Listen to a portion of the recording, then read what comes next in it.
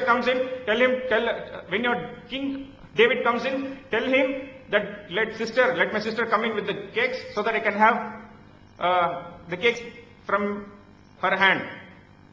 See, Jonathan, after gives his advice, now he goes and lies in the bed, and Tamar, she brings cakes for him, and that time he makes use of, Bible teaching is how to make a situation where you can rape your own sister.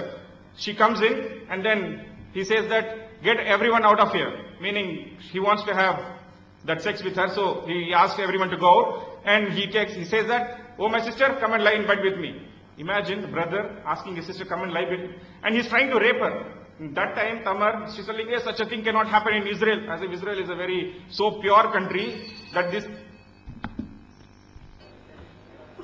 Solely by the grace of God, I start again. மீண்டுமாக தேவனுடைய கிருபையினாலே நான் ஆரம்பிக்கிறேன். Again, I will have to repeat that my questions are still unanswered, but I am going to continue answer their questions. என்னுடைய கேள்விகள் இப்பொழுது வரைக்கும் பதில் கொடுக்கப்படாமல் இருக்கிறது என்பதை நான் மீண்டும் சொல்லி அவர்களுடைய கேள்விகளுக்கு நான் பதில் கொடுக்க விரும்புகிறேன்.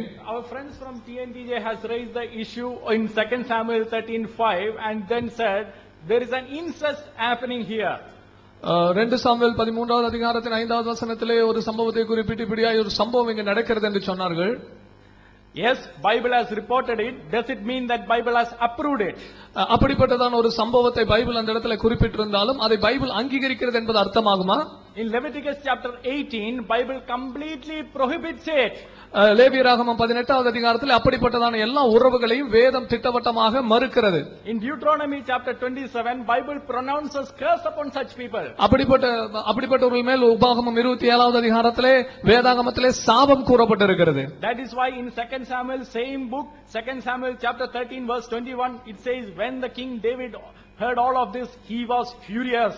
2 சாமுவேல் 13வது அதிகாரம் 21வது வசனத்தில் அதைத்தான் பார்க்கிறோம். தாவீது அதை கேட்டபோது அவன் மிகவும் மூர்க்கமடைந்தான். You know what is the problem with them? அவர்களோடு கூட இருக்கிற பிரச்சனை என்ன என்பது உங்களுக்கு தெரிகிறதா? It is like reading a court verdict, or it is like reading a newspaper where some rape or anything had happened, and then coming to the conclusion this country allows rape.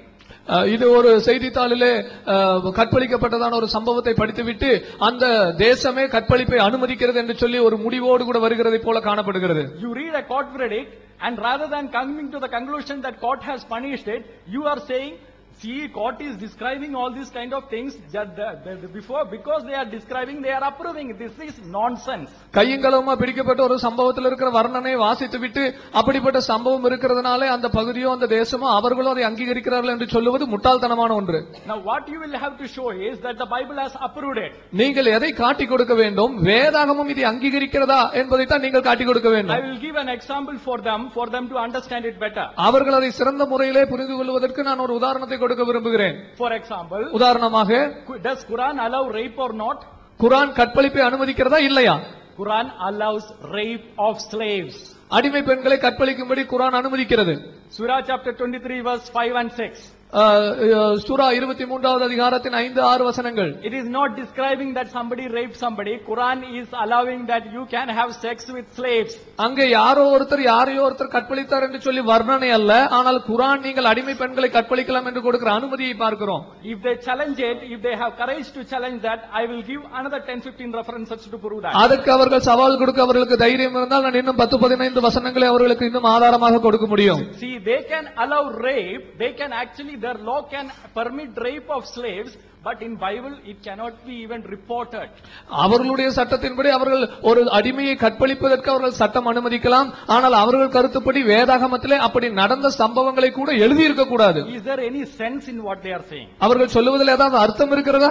You think and you decide it for you. நீங்கள் அதை யோசித்து நீங்களாகவே முடிவு செய்து கொள்ளுங்கள்.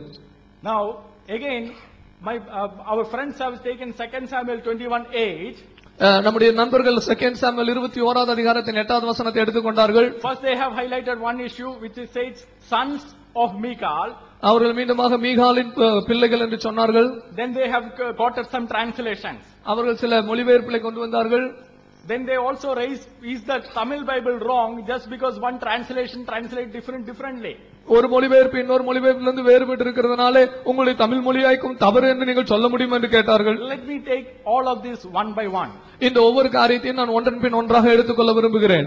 If you adopt children, can you call them as sons? If you adopt children, can you call them as sons or daughters? நீங்கள் உங்களுடைய பிள்ளைகளை தத்தெடுப்பீர்கள் என்று சொன்னால் அவர்களை பிள்ளைகள் என்று அழைக்க முடியுமா? Yes, you can call them as sons. நீங்கள் ஒரு பிள்ளைகளை தத்தெடுத்தால் அவர்களை உங்கள் மகன்கள் குழந்தைகள் என்று அழைக்க முடியும். In fact, it was permitted in Islam until a certain time. இது இஸ்லாமிலே ஒரு குறிப்பிட்ட காலம் வரைக்கும் அனுமதிக்கப்பட்டிருந்தது. In Surah chapter 33 verse 4, சூரா 33வது அதிகாரத்தின் 4வது வசனம், it is at that time actually Allah prohibited this. இந்த நேரத்திலே காலகட்டத்திலே தான் தத்தெடுக்கிற ஒரு காரியத்தை அல்லாஹ் தடை செய்கிறார். And what was the reason for Allah prohibiting to call adopted children as sons? தத்தெடுக்கும் பிள்ளைகளை உங்கள் சொந்த பிள்ளைகள் என்று நீங்கள் கூப்பிடக் கூடாது என்று சொல்லி அல்லாஹ் தடை செய்வதற்கு காரணம் என்னவென்று தெரியுமா? And what was the reason for Allah prohibiting adoption itself? தத்தெடுப்பதையே அல்லாஹ் தடை செய்வதற்கு காரணம் என்னவென்று தெரியுமா? You know, உங்களுக்கு தெரியுமா? Their pattern of the mankind, their best example for their mankind, Hazrat Muhammad. மனித இனத்திற்கே மிக முக்கியமான மிக சிறப்பான முன்னோடியாக இருக்கக்கூடியதான ஹஜரத் முகமது அவர்கள், he married his adopted son's wife after he divorced her. அவர் தன்னுடைய தத்தெடுக்கப்பட்டு தன்னுடைய மகனுடைய மனைவியை அந்த சகோதரன் விவாகரத்து செய்தபோது அந்த மனைவி அவர் திருமணம் செய்தார். When he married his adopted son's wife, அவர் தன்னுடைய தத்தெடுக்கப்பட்ட மகனுடைய மனைவியை திருமணம் செய்தபோது, their pattern for the mankind, அந்த மனித இனத்துக்கு முன்னோடியான அவர், to justify that, அதை நியாயப்படுத்துவதற்காக Allah came and said, you cannot call your adopted children as, you cannot have adoption and you cannot call them as children. அதை நியாயப்படுத்துவதற்காக அல்லாஹ் சொன்னார், நீங்கள் தத்தெடுக்க கூடாது, அப்படி தத்தெடுக்கிற பிள்ளைகளை உங்களுடைய பிள்ளைகளாக நீங்கள் சொல்லக்கூடாது என்று. Okay, granted that they are coming from that perspective. ஒருவேளை அவிதமான நோக்கத்தில் அவர் வருகிறார்கள் என்று எடுத்துக்கொள்வோமானாலும், but this was written much before that. ஆனால் இது அவர்கள் சொல்லுகிற காரியத்திற்கும் ஏராளமான வருடங்களுக்கு முன்பு எழுதப்பட்டது. In fact, even Ibn Kathir, in tafsir of Ibn Kathir, Ibn கத்தீருடைய தப்சீரிலே Ibn Kathir very clearly says that Sayyid was called as Muhammad's son until that time. அந்த காலகட்டம் வரைக்கும் அல்லது அந்த சமயம் வரைக்கும் சையத் என்பவர் முகமது ஹஜரத் முகமது அவருடைய மகனாக அழைக்கப்பட்டார். So if until that time, even if we argue that until that time children can be called as sons, this second Samuel was written much before that. So what is the problem with that? ஒருவேளை அந்த நேரம் வரைக்கும் அல்லது அந்த சமயம் வரைக்கும் தத்தெடுக்கப்பட்ட பிள்ளைகள் என்று அழைக்கப்பட்டிருப்பார்கள் என்று சொன்னால், அதை காட்டிலும் பல வருடங்களுக்கு முன்பாக எழுதப்பட்ட இந்த அதிகாரத்திலே வசனத்திலே என்ன முரண்பாடு இருக்கிறது? Now again 2 Samuel 21 verse 8. மீண்டுமாக 2 சாமுவேல் 21வது அதிகாரத்தின் 8வது வசனம். It says that they have cited different translations, and even if you have noticed, in one of the Darby's translations, it was very clearly written that Darby had explained that it was the sister's son, as I have explained. அவர்கள் ப்ரொஜெக்டரிலே பல translation ஒருவேளை போட்டிருப்பதை பார்த்தீர்கள். அதுல ஒரு translation அங்கேயே தெரிந்தது அவருடைய சகோதரியின் பிள்ளைகள் என்பதை அந்த இடத்துல போட்டிருந்ததை நீங்கள் பார்த்திருக்கலாம். If a word can have two different meanings, ஒரு வார்த்தைக்கு ரெண்டு வித்தியாசமான அர்த்தங்கள் இருக்கும் என்றால், how will you determine the meaning of the word? அந்த வார்த்தைக்கு சரியான அர்த்தம் என்ன என்பதை நீங்கள் எப்படி நிதானிப்பீர்கள்? You will decide by the context. நீங்கள் அந்த வார்த்தைக்கு உள்ளானதான அமைப்பை பொறுத்து தான் நிதானிப்பீர்கள். That is why the KJV, which mentioned actually in the initially, determined it by the context and gave the correct translation. அதுவேதான் முதலாக மொழியாக்கப்பட்டதான KJV என்பது அந்த சம்பவம் நடந்த அமைப்பின் அடிப்படையிலே மொழியாக்கத்தை கொண்டு வந்தது. Now coming to the Tamil translation. இப்பொழுது தமிழ் மொழியாக்கத்துக்கு நாம் வருவோம். Sir, translations can have different kinds of mistakes also. ஒருவேளை மொழிபெயர்ப்பிலே சில தவறுகள் இருக்கலாம். Sir, Janab PJ sir himself has revised his own translation of the Quran. Does it mean that whoever was reading his original translation of the Quran was not reading the Quran at all? அருமையான ஜனாப் PJ sir அவர்கள் கூட தன்னுடைய குர்ஆனை தானே மீண்டும் ஒரு விசையாக revise பண்ணி இருக்கிறார். அப்படி என்றால் அவருடைய பழைய குர்ஆனை வாசிக்கிறவர்கள் சரியான குர்ஆனை வாசிக்கிறதில்லை என்று அர்த்தமாய் விடுமா? Sir, translations can have different meanings. That does not mean that the Bible is corrupted. ஒருவேளை மொழியாக்கத்திலே வேறு அர்த்தங்கள் இருந்தால் அந்த அர்த்தத்தின்படி வேதாகமம் கரைப்படுத்தப்பட்டது என்பது அர்த்தம் இல்லை. Now coming to Ezekiel chapter 23. எசேக்கியேல் 23வது அதிகாரத்துக்கு வருவோம். Again the same issue that I had raised earlier. நான் மீண்டுமாக ஏற்கனவே நான் எழுப்பினதான் அதே காரியம். Our brother Sudhakar has already explained it. நம்முடைய சகோதரர் சுதாகர் இது என்னவென்று ஏற்கனவே விளக்கிவிட்டார். And I have one of the cases here, the High Court, Delhi High Court which actually passed the verdict on the homosexuality, which has different, same kind of, similar kind of wordings.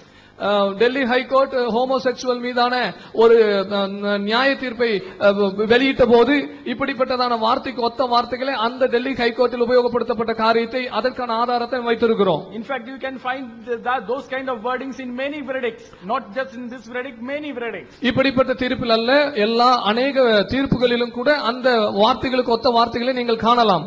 So our friends have asked, can you take it to the court? Will it not be a pornography? அவர்கள் கேட்டார்கள், இதை ஒரு நீதிமன்றத்துக்கு கொண்டு போய் இது ஒரு ஆபாசமாக இருக்காதா என்று சொல்லி கேட்டார்கள். Sir, the verse Ezekiel very clearly says this is the judgment of the God. எசேக்கியேல் 23வது அதிகாரம் தெளிவாய் சொல்லுகிறது, இது தேவனுடைய நியாய தீர்ப்பு என்று சொல்லுகிறது. Ezekiel 22 described the entire sins of that people. எசேக்கியேல் 22வது அதிகாரம் அந்த ஜனங்கள் செய்ததான மிக மோசமான பாவங்களை பட்டியலிடுகிறது. And in the judgment, can you describe the sins or not?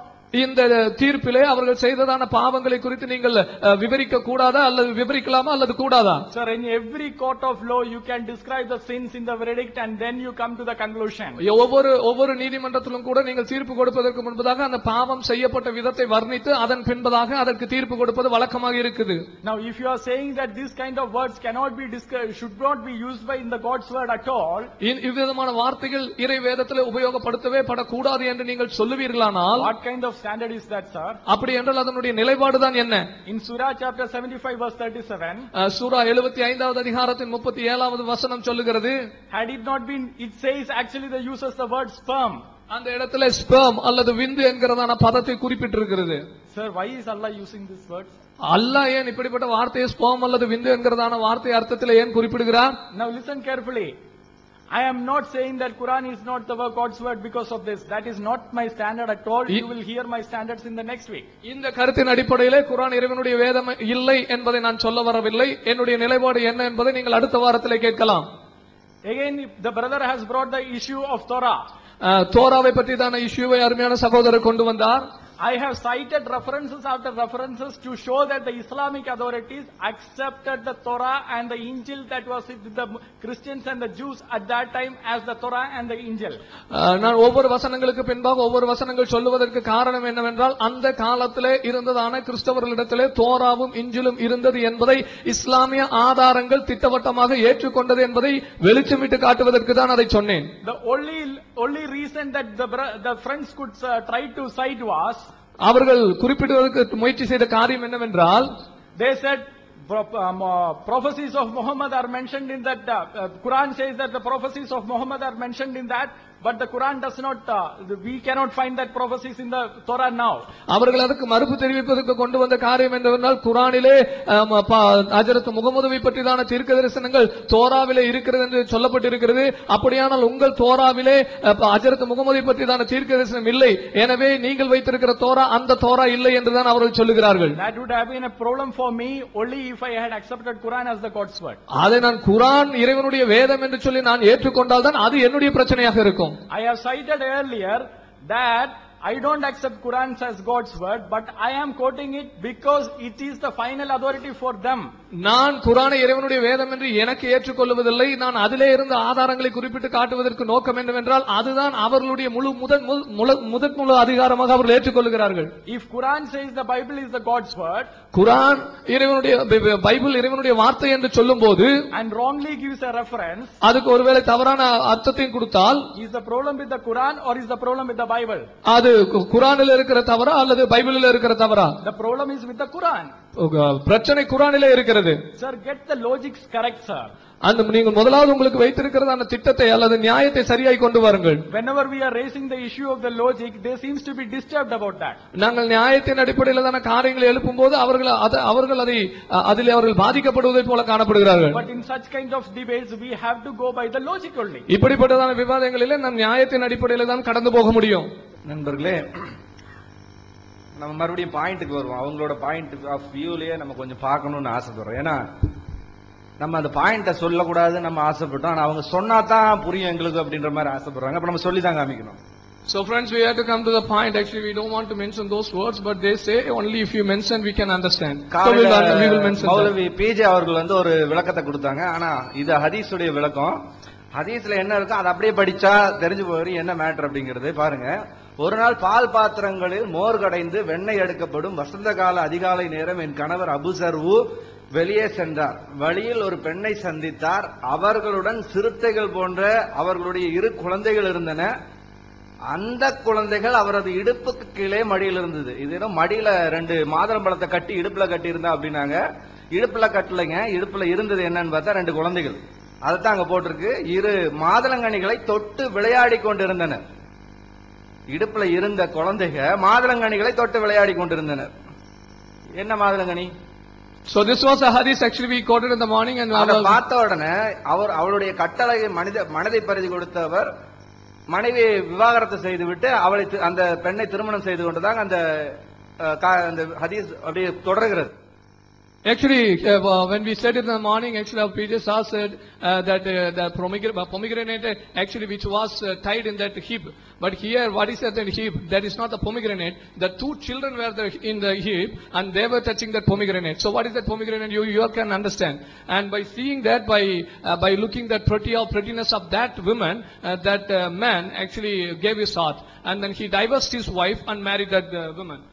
காலையில சொன்னாங்க இந்த மாதிரி ஹசரத் முகமது அவர்கள் வந்து கலீஃபாவா இருந்தாரு. அதனால அவர் வந்து இந்த ஜட்ஜ்மெண்ட் இடத்துல உட்கார்ந்ததுனால அவர் வந்து ஜட்ஜ்மெண்ட் கொடுக்கணும். அப்ப விபச்சாரம் செஞ்சாரா இல்லையான்னு அவர் தெளிவா பார்த்துட்டு அதுக்கு அப்பதான் மரண தண்டனை கொடுக்கணும். சரி, நீங்க சொல்றது வாஸ்தவம் தான். ஆனா அதுக்கு அவர் கேட்ட என்னது கேள்வி எல்லாம் கேட்டாரு. அது உங்களுக்கு தெரிஞ்சுதாங்க. நீ முத்தமிட்டையா? முத்தமிட்டிருப்ப, நீ போப்பா. நீ வந்து கட்டி பிடிச்சிருப்ப, போப்பா. நீ ஏதாவது தடவி இருப்ப, போப்பா. என்னங்க இது? அப்ப தடவி இருந்தா போயிடலாமா? அடுத்த பொம்பளைய தடவுனா போலான்னா அது என்னத்தை சொல்லிக் கொடுக்க வர்றீங்க?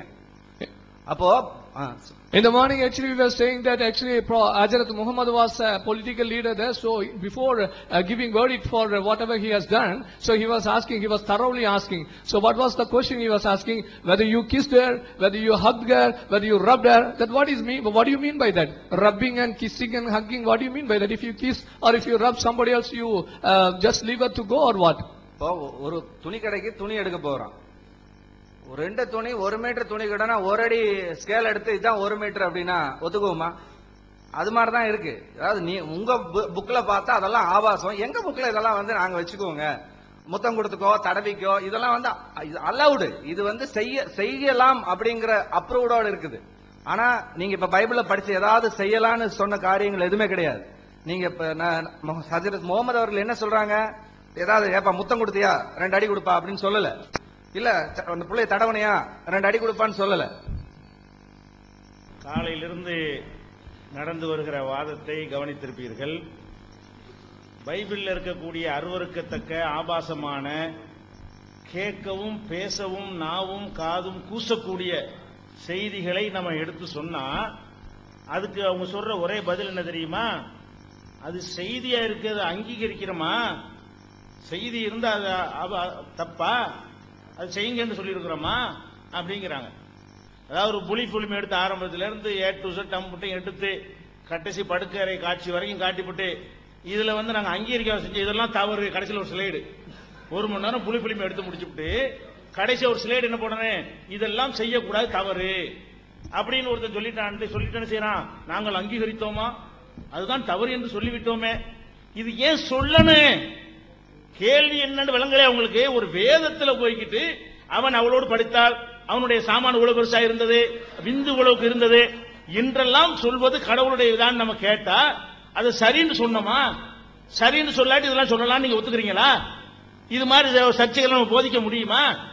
அப்ப சரின்னு சொல்வது அங்கீகரிக்கிறது மாத்திரம் தப்பு இல்ல, அசிங்கத்தை சொல்வதும் தப்பு.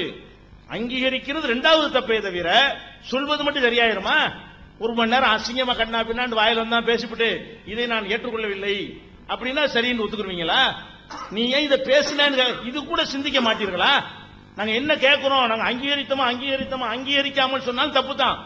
அப்ப எல்லா சினிமாக்காரன் நினைச்சுவான் கடைசியில இதுல இருந்து பெற வேண்டிய பாடம் என்ன? இது கூடாது, கள்ளக்காதல் கூடாது முடிப்பான். படம் பூரா அப்படி காட்டிவிட்டு கடைசி என்ன செய்வான்? ஒரு வரி மட்டும் இப்படி போடுவான். அதுக்கும் இதுக்கும் என்ன வித்தியாசம் இருக்கிறது? நீங்கள் அங்கீகரிக்கிறீர்கள் என்றே நாங்க சொல்லல. இதுல உள்ள சட்டம் என்னன்னு நாங்க உங்கள்ட்ட கேட்கல. இது ஒரு வேதத்துக்கு தேவையா? எவன எவ்வளவு ரெண்டு தேவடியா இருந்தாலும் தேவடியா இருந்துட்டு போற உங்களுக்கு என்ன அதை பத்தி என்னப்படி அவங்க என்னென்னலாம் செஞ்சாங்கன்னு வர்ணிக்கணும். எது கையை விட்டதெல்லாம் போட்டு சொல்லிட்டு இருக்கிறீங்க? அதுவும் கள்ளக்காதல் புருஷன் கொண்டாடினீங்க, அப்புறம் இல்லைன்னு ஆகி போச்சு. அப்ப கள்ளக்காதல் எவனோ ஒரு கள்ளக்காதலும் எப்படி நடந்தாங்கன்னு சொன்னா அது வேதத்தில் சொல்லணுமா? நாங்கள் அங்கீகரித்தமா என்பதுதான் டாபிக் என்று யாராவது அறிவுடையவர் சொல்வார்களா? ஒரு சிந்தனையாளர்களுடைய வாதமா இது? இதை சொல்ல கடவுளுடைய வார்த்தை. ஒரு மனிதன் சொன்னா ஒத்துக்குருவீங்களா? ஒரு மனிதன் சொன்னா என்னடா பேசுறேன்னு சொல்லி நம்ம செய்வோம், ரத்தம் கொதிக்கும். பெண்கள் ஆண்கள் இருக்கிற சபையில வந்து ஒருத்தபடி பேசிட முடியுமா? கேள்வி அது விளங்கிக் கொள்ளுங்கள். இந்த ஆபாசம் வேதத்தில் எதுக்கு? இது இருப்பதை இது கடவுள் சொல்லன்னு காட்டுகிறது.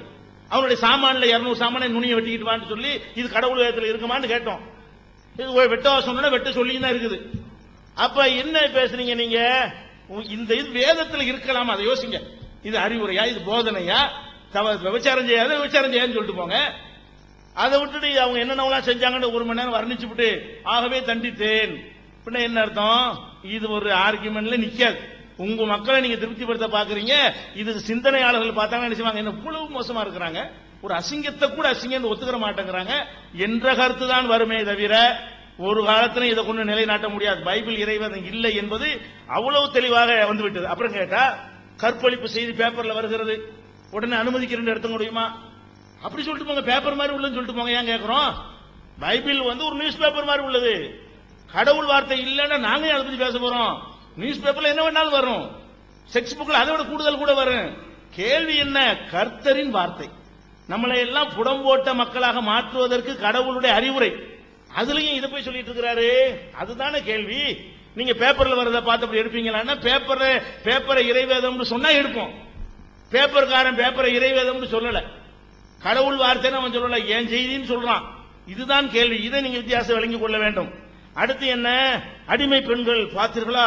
இதுவா இவங்களாவது நாங்க செய்தியைத்தான் போடுறோம், இவங்க அடிமை பெண்களை கற்பழிக்க அனுமதிச்சிருக்கிறீங்க, எடுத்து போட்டுமா வண்டி வண்டியாங்கிறாங்க.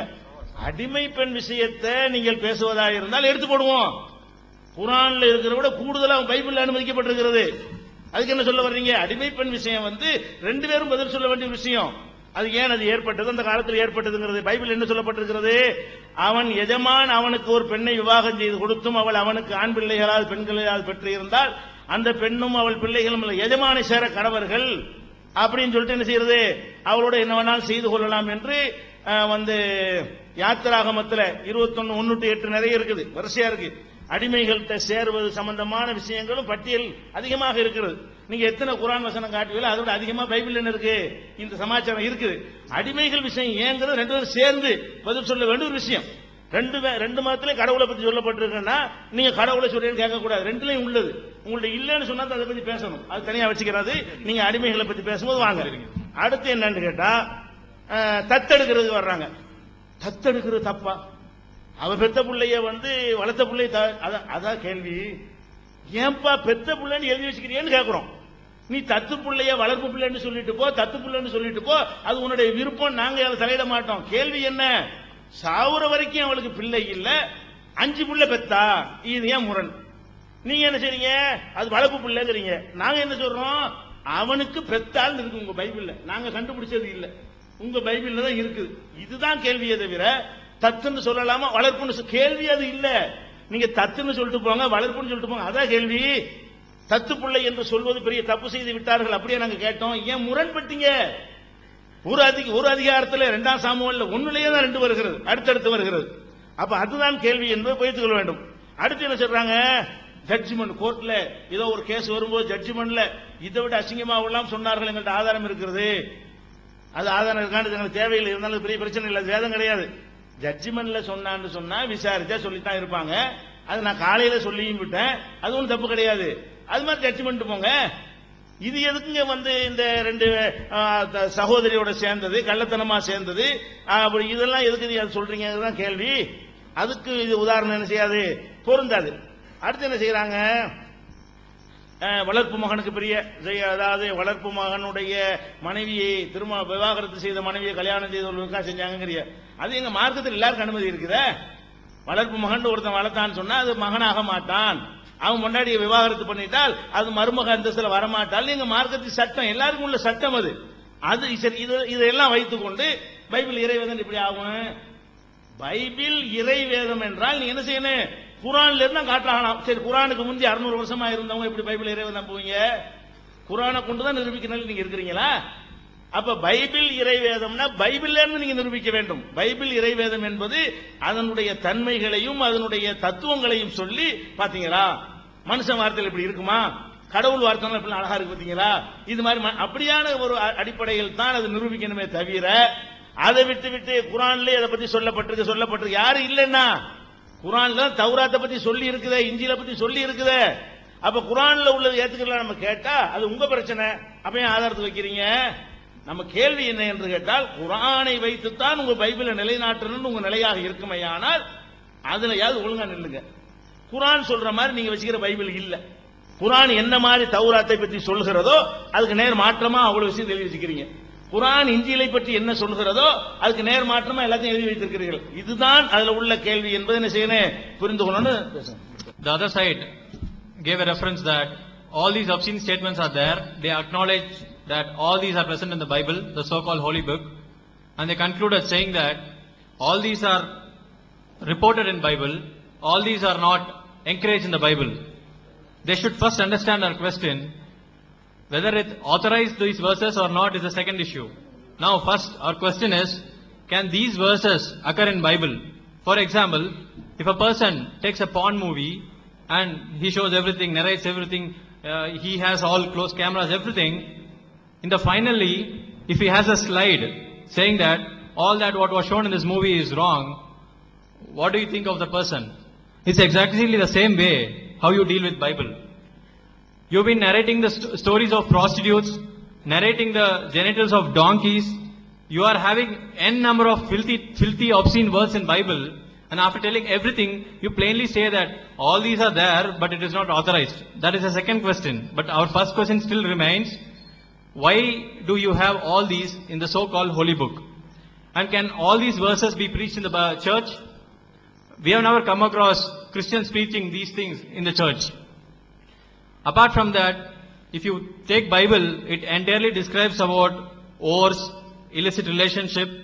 Even a good person, a wise person will be hesitant to write all these and claim it as his own book. How can you accept that this came from God and God himself wrote it, or whatever? How do you befit it to God? This is very astounding to see. Apart from that, Bible also speaks about the cruelty of cutting 200 foreskins. What is so holy in it? What is the message you're trying to convey here? You said Bible is not authorizing it. Bible in fact did that. Bible said that David was ordered to go cut 200 foreskins. And another argument posed by the other side is that they said, if the matter of rape occurs in newspaper, won't you just read it? It is just used for reporting. Now, you accept that Bible is just like a newspaper which only reports rape and vulgarity. We have no issue. But you claim it to be the word of God. That is where the problem arises. And also, do you think Christ gave all these verses to purify? What kind of instructions do they hold? And they also correlated that Quran. They again jump into another topic stating about the slave girls. In Quran, every Muslim is allowed. So they jumped into the slave girls and they said what all stupid things they can make with slave girls, but they failed to realize that even if they read their own book, Deuteronomy chapter 21 verse 1 to 8, Exodus chapter 21 verse 1 to 8, there are n number of even much more cruel verses than Quran you will find in Bible. So don't talk about something which both our religions mutually agree. And they were also pointing out that adoption is wrong. We never talked about adoption when we were projecting the Michal's case, whether she bear those 5 children or not. We showed them multiple translation wherein the word bear is clearly mentioned, but they never touched base on that. They simply said they had a correlation to say, is it wrong to say an adopted son as own son? We never asked you that question. Why do you come up with that? And they again correlated it with Zaid. Prophet Muhammad's adopted son, but Islam do not take the adopted son as his own son. Even every Muslim has the right to marry the adopted son's wife after he divorces. So we are not treating them as daughter-in-laws. Islam does not preach that they are daughter-in-laws. And further, they said that there are n number of verses in Quran which affirms Bible. Now, answer us, what is the state of Bible before 600 years before Quran was revealed? But so far, whatever we read do not seem like an instruction to mankind. It all talks about obscenity. It all talks about vulgarity. Just to add one point to that, they said that the Prophet Muhammad, that he married after his adopted son divorced his wife. See, Prophet Muhammad, he married, he didn't rape like Amnon. Here, brother is raping Amnon, brother is raping his sister, Tamar. Prophet Muhammad married it. What are you trying to say? See the difference between the legal and the illegal intimacy. And talking about sperm, that it's also mentioned in the Quran. See, we already said that when the other brother quoted that donkeys is also mentioned in the Quran, horses also. See, whether it is mentioned or not, isn't there any difference? Just saying that horses, donkeys, and then comparing, and between that comparing the men's penis to that of the donkeys and horses. Sperm is told in the Quran, but it is not compared like the horse sperm. How would you know this until or unless you have the subject matter which deals with the intercourse of the horse, which is raised at one point of time in the lesson? How would you come to know? You gonna have any lesson for that purpose? See the difference. Mentioning about the sperm or donkeys is not wrong in any book. Even if it's mentioned in the book, Holy Bible, as you say, we don't have any problem with it. But see the comparison. That is what we are trying to say. அன்புள்ள சகோதரர்களே, அடுத்து அந்த மாதுளம்பழம் விஷயத்தை மறுபடியும் எடுக்கிறார். அவர் ஒப்பந்த பிரகாரம் ஒரு அர்த்தத்துல இஷ்டத்துக்கு ஏதாவது செஞ்சாங்கன்னா நிரூபிக்கிற பொறுப்பு அவங்கள சேர்ந்தது. இவர் சொல்லக்கூடிய அந்த வாசகமே இந்த ஹதீஸ்ல கிடையாது. தெளிவா அந்த அரபிய வாசிச்சு அது ஒழுங்கான முறையில் ரிப்போர்ட் ஆதாரத்தை நிரூபிக்கணும். இந்த மாதிரி அவதூறா சொன்னீங்கன்னா அது பெரிய சீரியஸா நாங்க எடுத்துக்கிறோம். உள்ளதை சொல்லுங்க. என்ன இருக்கு வாசகம்? ஃபலக்கிய இம்ராஅத்தன், ஒரு பெண்ணை சந்தித்தார், நேரடி அர்த்தம். மகா வலதானி, அவரோடு அவருடைய இரு பிள்ளைகள் இருந்தார்கள். கல் பகுதைனி, சிறுத்தை குட்டிகளை போன்ற இரண்டு பிள்ளைகளோடு அந்த பெண் இருந்தாள். எல் அபானி, அந்த ரெண்டு சிறுவர்களும் விளையாடி கொண்டிருந்தார்கள். மின் தகுதி ஹஸ்ரிகா, இடுப்புக்கு கீழே, வி ரும்மானத்தைனி, இரண்டு மாதுளம்பழங்களை வைத்து, இடுப்புக்கு கீழே இரண்டு மாதுளம்பழங்களை வைத்து விளையாடி. இதான் நேரடி அர்த்தம் இருக்கிறது. அப்ப புகாரிகள் இருக்கிறது ஆபாசமா இருக்கிறது, இந்த நீங்க சொன்ன மாதிரி கொங்கை அதெல்லாம் சொல்லப்பட்டிருக்கு என்று சொல்வதாக இருந்தால் அரபி மூலத்தோட வைத்து நீங்க என்ன செய்யணும்? கிராமர் படி அதுக்கு நிரூபிச்சு காட்டணும். ஹீப்ரு கேட்டா ஹீப்ரு நாங்க நிரூபிச்சு காட்டுறோம். அந்த மாதிரி செய்யணும். இந்த மாதிரி அவதூறாக சொல்லக்கூடாது. அடுத்து குரான்ல விந்துன்னு சொல்லப்பட்டிருக்கு. விந்துன்னு சொல்றது எங்க தப்புங்கிறோம்? விந்து வந்தா குளிக்கணும், விந்து வந்தா கழுவிக்கிறணும், இதெல்லாம் தப்பா? விந்து இங்க எதுக்கு இருக்கு? வேலை செஞ்சாங்க, ரெண்டு பேர் பிரச்சாரம் பண்ணாங்க. அவனுடைய சாம எப்படி இருந்துச்சு? விந்து குதிரை, இந்த விந்தெல்லாம் டெஸ்ட் பண்ணிருக்காங்க அந்த காலத்துல. அப்போ அதுக்கெல்லாம் கவர் போட்டுதான் என்னன்னு தெரியல. விந்து குதிரை விந்து கழுத விந்துவா இருந்துச்சு. இதுதான் கேள்வியா? விந்துன்னு வார்த்தையா கேள்வி?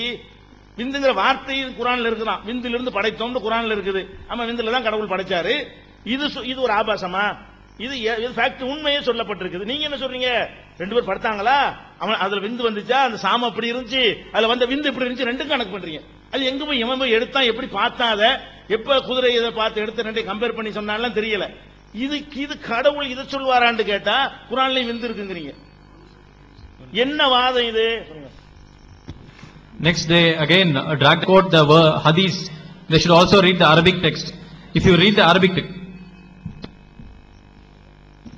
தமிழ்நாடு தௌஹீத் ஜமாஅத்தின் அரும் பணிகள், இஸ்லாம் கூறும் அனைத்து பணிகளையும் குரான் மற்றும் நபி வழியின் அடிப்படையில் செயல்படுத்தும் முதன்மையான அமைப்பு தமிழ்நாடு தௌஹீத் ஜமாஅத். பிற மத மக்களுக்கு இஸ்லாத்தை எடுத்துரைக்க அழைப்பு பணி. இஸ்லாத்தை ஏற்றுக்கொண்டவர்களுக்காக அனைத்து உதவிகளுடன் முற்றிலும் இலவசமாக ஆண்களுக்கும் பெண்களுக்கும் என தனித்தனி பயிற்சி மையங்கள். முஸ்லிம் சமுதாயத்தில் காணப்படும் பலவித தீமைகள் மற்றும் மூட நம்பிக்கைகளை களைவதற்கு பொதுக்கூட்டங்கள், மாநாடுகள் போன்ற பல்வேறு நிகழ்ச்சிகள். வரதட்சணை ஒழிப்பு பற்றிய விழிப்புணர்வு கூட்டங்கள் மற்றும் வாங்கிய வரதட்சணையை திருப்பிக் கொடுக்கும் நிகழ்ச்சிகள், உயிர்காக்கும் இரத்த தானங்கள், இலவச மருத்துவ முகாம்கள் மற்றும் ஆம்புலன்ஸ் சேவைகள், ஏழை எளிய மாணவ மாணவிகளுக்கு இலவச நோட்டு புத்தகங்கள், இலவச சீருடைகள், நோன்பு பெருநாளை மகிழ்ச்சியுடன் கொண்டாட ஃபித்ரா விநியோகம் மற்றும் ஹஜ் பெருநாளின் போது கூட்டு குர்பானி திட்டம், சுனாமி, தீ விபத்து, சாலை விபத்து, வெள்ளம் போன்ற திடீர் விபத்துகளில் பாதிக்கப்படும் மக்களுக்கு ஓடோடி சென்று உதவுதல், தனியார் தொலைக்காட்சி மூலம் தினந்தோறும் பல்வேறு நிகழ்ச்சிகள், இணையதளம் மூலம் இஸ்லாத்தை அறிந்து கொள்ள www.onlinepj.com, www.tntj.net போன்ற இரு இணையதளங்கள், ஏகத்துவம், தீன்குல பெண்மணி ஆகிய மார்க்க மாத இதழ்கள், முஸ்லிம் சமுதாயத்தை தட்டி எழுப்பும் உணர்வு வார இதழ், தொலைபேசி மற்றும் கடிதங்கள் மூலம் விளக்கம் பெற தனி ஏற்பாடு, குடும்ப பிரச்சினைகளுக்கு தீர்வு காண ஷரியத் தீர்ப்பாயங்கள், இலவச திருமண தகவல் திட்டம், முதியோர் ஆதரவு இல்லம், சிறார்களுக்கான அனாதை இல்லம், சத்தியத்தை நிலைநாட்டிட பல்வேறு விவாதங்கள், அடக்குமுறைக்கு எதிரான போராட்டங்கள், முஸ்லிம் சமுதாய இடஒதுக்கீட்டை பெற்றுத்தந்த உரிமை போராட்டங்கள், வறுமை மற்றும் கடன்களில் சிக்கி தவிக்கும் மக்களை மீட்டெடுக்க ஜகாத் நிதியை திரட்டி உரியவர்களுக்கு உதவுதல், வட்டி இல்லா கடனுதவி திட்டங்கள், இது போன்ற இன்னும் ஏராளமான பணிகளை செய்து வரும் தமிழ்நாடு தௌஹீத் ஜமாத் எந்த வெளிநாட்டு அரசிடமிருந்தோ அல்லது எந்த வெளிநாட்டு நிறுவனங்களிடமிருந்தோ உதவிகளை பெறுவதில்லை என்பதை கொள்கையாக கொண்டுள்ளது. எனவே மறுமையில் மகத்தான கூலியை பெற்றுத்தரும் இந்த அரிய பணிக்கு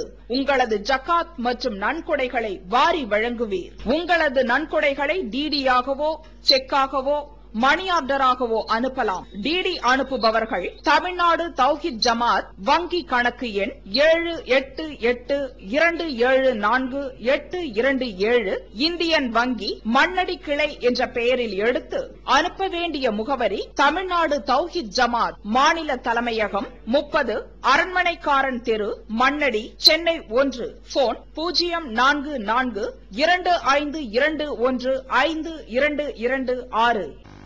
இந்த அமர்வில் உங்களோடு கூட இருப்பதில் மகிழ்ச்சி அடைகிறோம். 2-3 அமர்வுகளுக்கு முன்பாக அருமையான டிஎன்டிஜே நண்பர்கள் ஒரு அருமையான வார்த்தையை பதிவு செய்திருந்தாங்க. வேணா அவங்க ரீவைண்ட் பண்ணி போட்டு பார்க்கட்டும். தோராவிலும் இஞ்சிலும் நபிகள் ஹசரத் முகமது அவர்களை பற்றி குறிப்பிடப்பட்டிருக்கிறது என்று சொல்லி குர்ஆன் சொல்லுகிறது. ஆனால் இன்றைக்கு இருக்கிற பைபிளில் நபிகள் நாயகத்தை பற்றி இல்லை, அதனால் தான் சொல்லுகிறோம் நாங்கள் பைபிள் இறைவேதம் இல்லை என்று அப்படின்னு சொல்லி பதிவு வச்சாங்க. நாங்க நம்புறதில்லை. உண்மையாலுமே பைபிள்ல நபிகள் நாயகத்தை பற்றி இருக்குது அப்படின்னு சொல்லி நாங்க நம்பல. ஆனா இத சொன்ன டிஎன்டிஜே அவர்களுடைய மௌலவி பிஜே அவர்கள் ஒரு புக்கை ரொம்ப நாளைக்கு முன்னாடி எழுதியிருக்காங்க, பைபிளில் நபிகள் நாயகம். இதுதான் டபுள் ஸ்டாண்டர்டுங்கிறதுங்க. இடத்துக்கு தகுந்த மாதிரி நம்ம பேசணும் அப்படிங்கிறது என்னைக்குமே இருக்கக்கூடாதுங்க. கொஞ்ச நேரத்துக்கு முன்னாடி என்ன பதிவு பண்ணாங்க, பைபிள்ல நபிகள் நாயகத்தை பத்தி இல்ல, அதனாலதான் நாங்க சொல்றோம் அது இஞ்சிலும் தோறாவும் இல்ல அப்படின்னு சொல்லி. ஆனா சகோதரர் பிஜே அவங்க பல வருஷத்துக்கு முன்னாடி இந்த புக் எழுதியிருக்கிறாங்க, பைபிளில் நபிகள் நாயகம். எப்படி வந்துச்சு? So we are glad that we come to this session of this debate. And then the previous session, actually, our TNTJ team has recorded a statement that the Quran says, actually, it is in the Bible, it is the prophecy about Hazrat Muhammad. And now, what the Torah or the Injil or what the Bible you have, and you don't have those prophecy or those things mentioned about Hazrat Muhammad, and that's why we don't accept it as a God's word. But this is the thing they said earlier. But you see, some days before or some years before, our PJ sir itself has written Prophet Muhammad in the Bible. So this was his book. Now you see the double standard of our PJ sir and his team. இதே நிலையை தான் இவங்க பைபிளுக்கும் குரானுக்கும் double standard இருக்கிறதா நம்ம காலையில இருந்து சொல்லிட்டு வரோம். எந்த ஒரு விஷயத்தை நீங்க எடுத்து வைக்கிறீங்களோ அந்த விஷயத்துல நீங்க சரியா இருக்கணும். இருந்தா நீங்க எடுத்து வச்சா தப்பு கிடையாது. அட்லீஸ்ட் எல்லாம் அதை உயர்த்தி சொல்றதே இல்லாம இருக்கும்.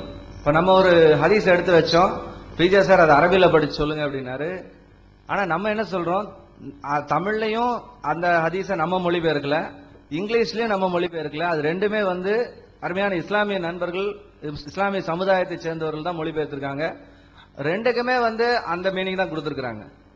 அதனால வந்து இப்ப அதை நம்ம அரபியில தான் மொழிபெயர்க்கணும்னா அரபியில தான் இது பண்ணணும்னா இப்ப இந்த டிபேட் வந்து தமிழ்ல பேசுவோம், நாங்க சொல்றதுதான் நீங்க வந்து கேட்கணும், நாங்க இங்கிலீஷ்ல வந்து கொஞ்சம் கம்மியா தான் சொல்லுவோம், நீங்க எதை சொல்றீங்களோ அதுக்கு பதில் சொல்லுங்க அப்படின்னு சொல்லி பதிவு வச்சவங்க ஆதாரத்தை கொடுனா தமிழ்ல இருக்கு. அந்த ஹதீஸ் நானா இன்டர்பிரேஷன் கொடுக்கல, அவங்கள மாதிரி எண்ணெயை வச்சுக்கோ, கையை நீட்டி இவ்வளவு பெருசா இருந்தா அவ்வளவு பெருசா, இது நான் இன்டர்பிரேஷன் கொடுத்து கிடையாது.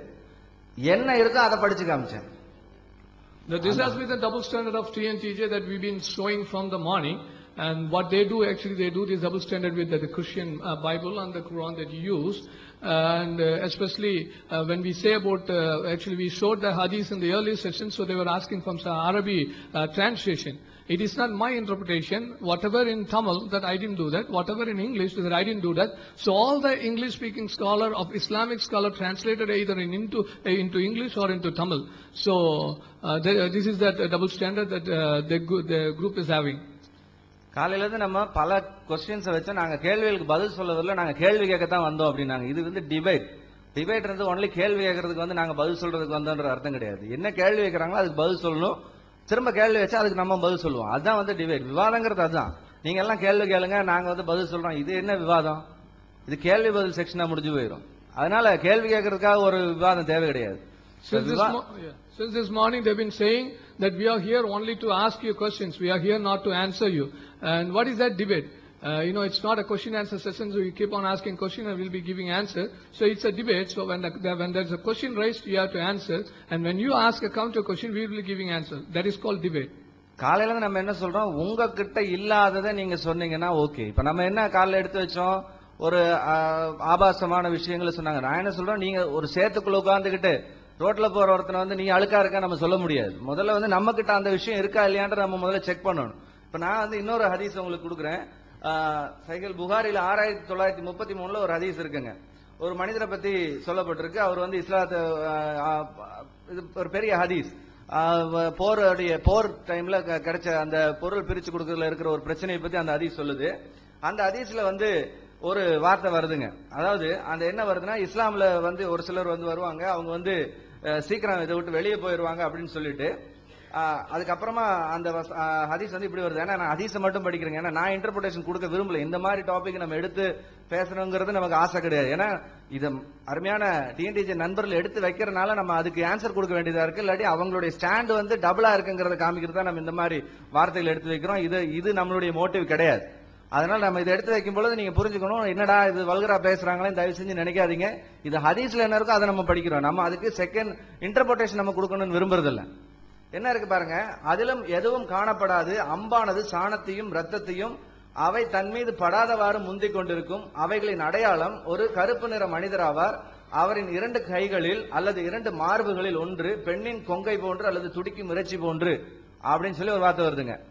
இது இந்த ஹதீஸ் வந்து ஒண்ணு கிடையாதுங்க. இது மாதிரி இந்த சம்பவத்தையே பல ஹதீஸ்கள் சொல்லப்பட்டிருங்க. பல ஹதீஸ்ல முஸ்லீம் ஹதீஸ்ல பாத்தீங்கன்னா 1926 இதே சம்பவம் சொல்லப்பட்டிருக்கு. அதுலயும் அதே மாதிரிதான் சொல்லப்பட்டிருக்குங்க. ஒரு பெண்ணின் கொங்கை போன்று இருக்கும் அப்படின்னு சொல்லி சொல்லப்பட்டிருக்கு. அந்த புஜங்கள் ஒரு கொப்பளம் இருக்குங்க. அது என்ன எப்படி சொல்லப்பட்டிருக்குன்னா, ஒரு பெண்ணின் கொங்கை போல இருக்கும். நம்ம ஏதோ மாதுளம்பழம்னு சொல்லிட்டோமாமா, அது வந்து மறைவாதான் இருக்காமா, அது உண்மை இல்லையாமா அப்படின்னு சொன்னாங்க. பட் இந்த ஹதீஸ் டைரக்டாவே சொல்லுது, நம்ம எதுவும் மறைச்சு சொல்லல. நீங்க எதைய வந்து காலையில இருந்து வந்து பைபிள்ல இருக்குன்னு சொல்லிட்டு இருக்கீங்களோ அதே இது ஹசரத் முகமது அவர்கள் சொன்னதாவே இந்த ஹதீஸ்கள்ல ரெஜிஸ்டர் பண்ணப்பட்டிருக்கு. அது எதை பத்தி, ஒரு மனிதர் வருவார், கருப்பினத்தை சேர்ந்த ஒரு மனிதர் வருவார்னு சொல்லி அவருடைய கரத்துல இருக்கிற ஒரு கொப்பளம் எப்படி இருக்குன்னு சொல்லி சொல்லப்பட்டிருக்கு. அப்ப இது ஏன் நீங்க வந்து டபுள் ஸ்டாண்டர்டா பாக்குறீங்க? முதல்ல வந்து உங்களுடைய ஸ்டாண்ட வந்து கிளியர் பண்ணுங்க.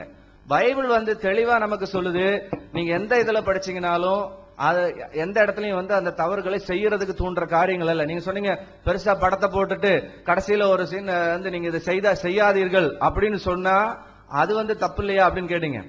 இன்னொன்னு, அதே நேரத்தில் நீங்க செய்யுங்கன்னு சொன்னா எப்படி இருக்கும்? அதான் இன்னொரு ஹதீஸ்ல நான் காமிச்சேன். நீ முத்தமிட்டு இருக்கலாம், நீ கட்டி பிடித்திருக்கலாம், நீ ஏதாவது செஞ்சிருக்கலாம், ஆனா நீ உடலுறவு கொண்டாயா அப்படின்னு சொல்லி ஹஜரத் முகமது அவர்கள் கேட்டாங்களே. அப்படி இருக்கும் பொழுது அந்த கொஸ்டின் நீங்க பதில் சொல்லணும். ஏன்னா அதெல்லாம் செஞ்சா நீ போயிட்டு வா, அதெல்லாம் செஞ்சுட்டு போ அப்படின்னா அதெல்லாம் செய்யலான்னு அர்த்தமா? அப்ப இது தூண்டுற மாதிரி இல்லையா? முத்தம் கொடுக்கறது அனுமதி, நீ போய் முத்தம் கொடுன்னு சொல்ற மாதிரி இல்லையா? நீ கட்டிப்பிடின்னு சொல்ற மாதிரி இல்லையா? மற்றதெல்லாம் செய்ய, உடலுறவு மட்டும் கொள்ளாது அப்படின்னு சொல்ற மாதிரி இல்லையா? அப்படிங்கறத நாங்க கேட்டோம். இது பைபிள்ல இருந்த விஷயங்கள்லாம் செய்தியா இருக்குது, இல்ல ஒரு திட்ட மாதிரி இருக்கு, இதெல்லாம் உண்மை. ஆனா எதுவுமே நீ இதை செய்யன்னு சொன்ன மாதிரி இல்ல. ஆனா இந்த பர்டிகுலர் ஹதீஸ் நீ செய்யறதுக்கு அனுமதிங்கிற மாதிரி இருக்கு இல்லையா, அதுக்கு நீங்க பதில் சொல்லுங்க. So this is what actually we've been seeing from the morning, and to show the double standard. And whatever we say, then you're in a mirror clay, and then you're saying somebody is out, that you also have some spoil on you, and you also have dirt on you. See, this hadith says there was a black man, he's having some boil on his hand, and it says that the boil actually described as like a nipple of a breast of a woman. So in that of it has been described. So when it comes to Bible, and you say you make all those things at the end, you simply say we don't tell you to do, or we are just commanding not to do all these things. So what does it mean? In the same thing we are asking, Bible is not encouraging, or Bible is not telling you to do that, but how does it is two or the more hadiths show? This hadith say it's like giving you permission to do that. நம்முடைய சகோதரர்கள் தொடர்ந்து பேசுவாங்க.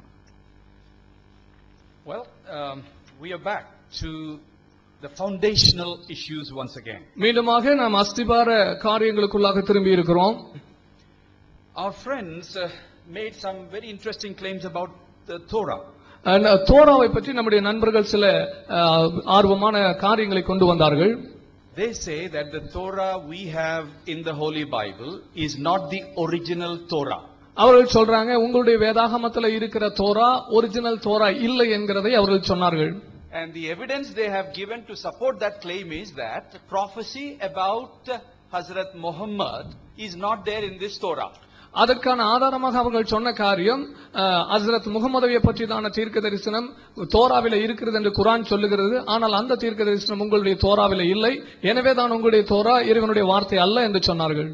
I would like to request our friends to produce the original Torah in which they found this prophecy about Prophet Muhammad. ஹஜ்ரத் முகமதை பற்றி தான் இருக்கிறதான இந்த தீர்க்க தரிசனம் எந்த ஒரிஜினல் தோராவில் அவர்கள் கண்டுபிடித்தார்களோ அந்த தோராவை அவர்கள் கொண்டு வந்து நிரூபிக்கட்டும் என்று நான் அவர்களுக்கு சொல்லுகிறேன். When have you read it? Where have you read it? And can you give us the source? We will go and get it. நீங்கள் எப்போ படித்தீங்க, எங்க படித்தீங்க, அதற்கான ஆதாரங்கள் உங்களுக்கு நீங்கள் சொல்ல முடியுமா? அப்படி என்றால் நாங்களும் அதை பார்க்கலாமே.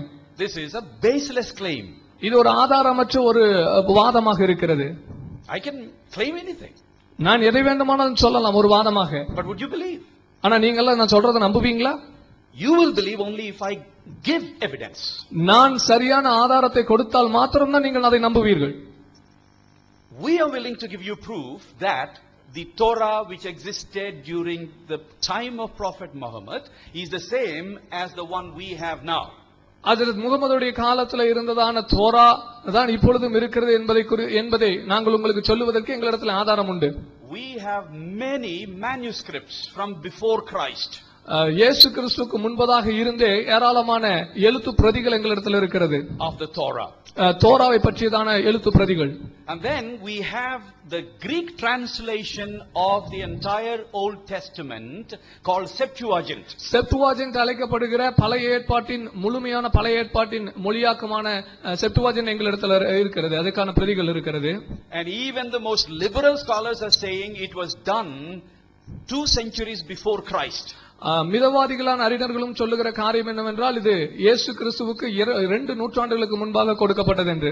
And then we have the Masoretic text of the Hebrew Bible. அதை 9th century.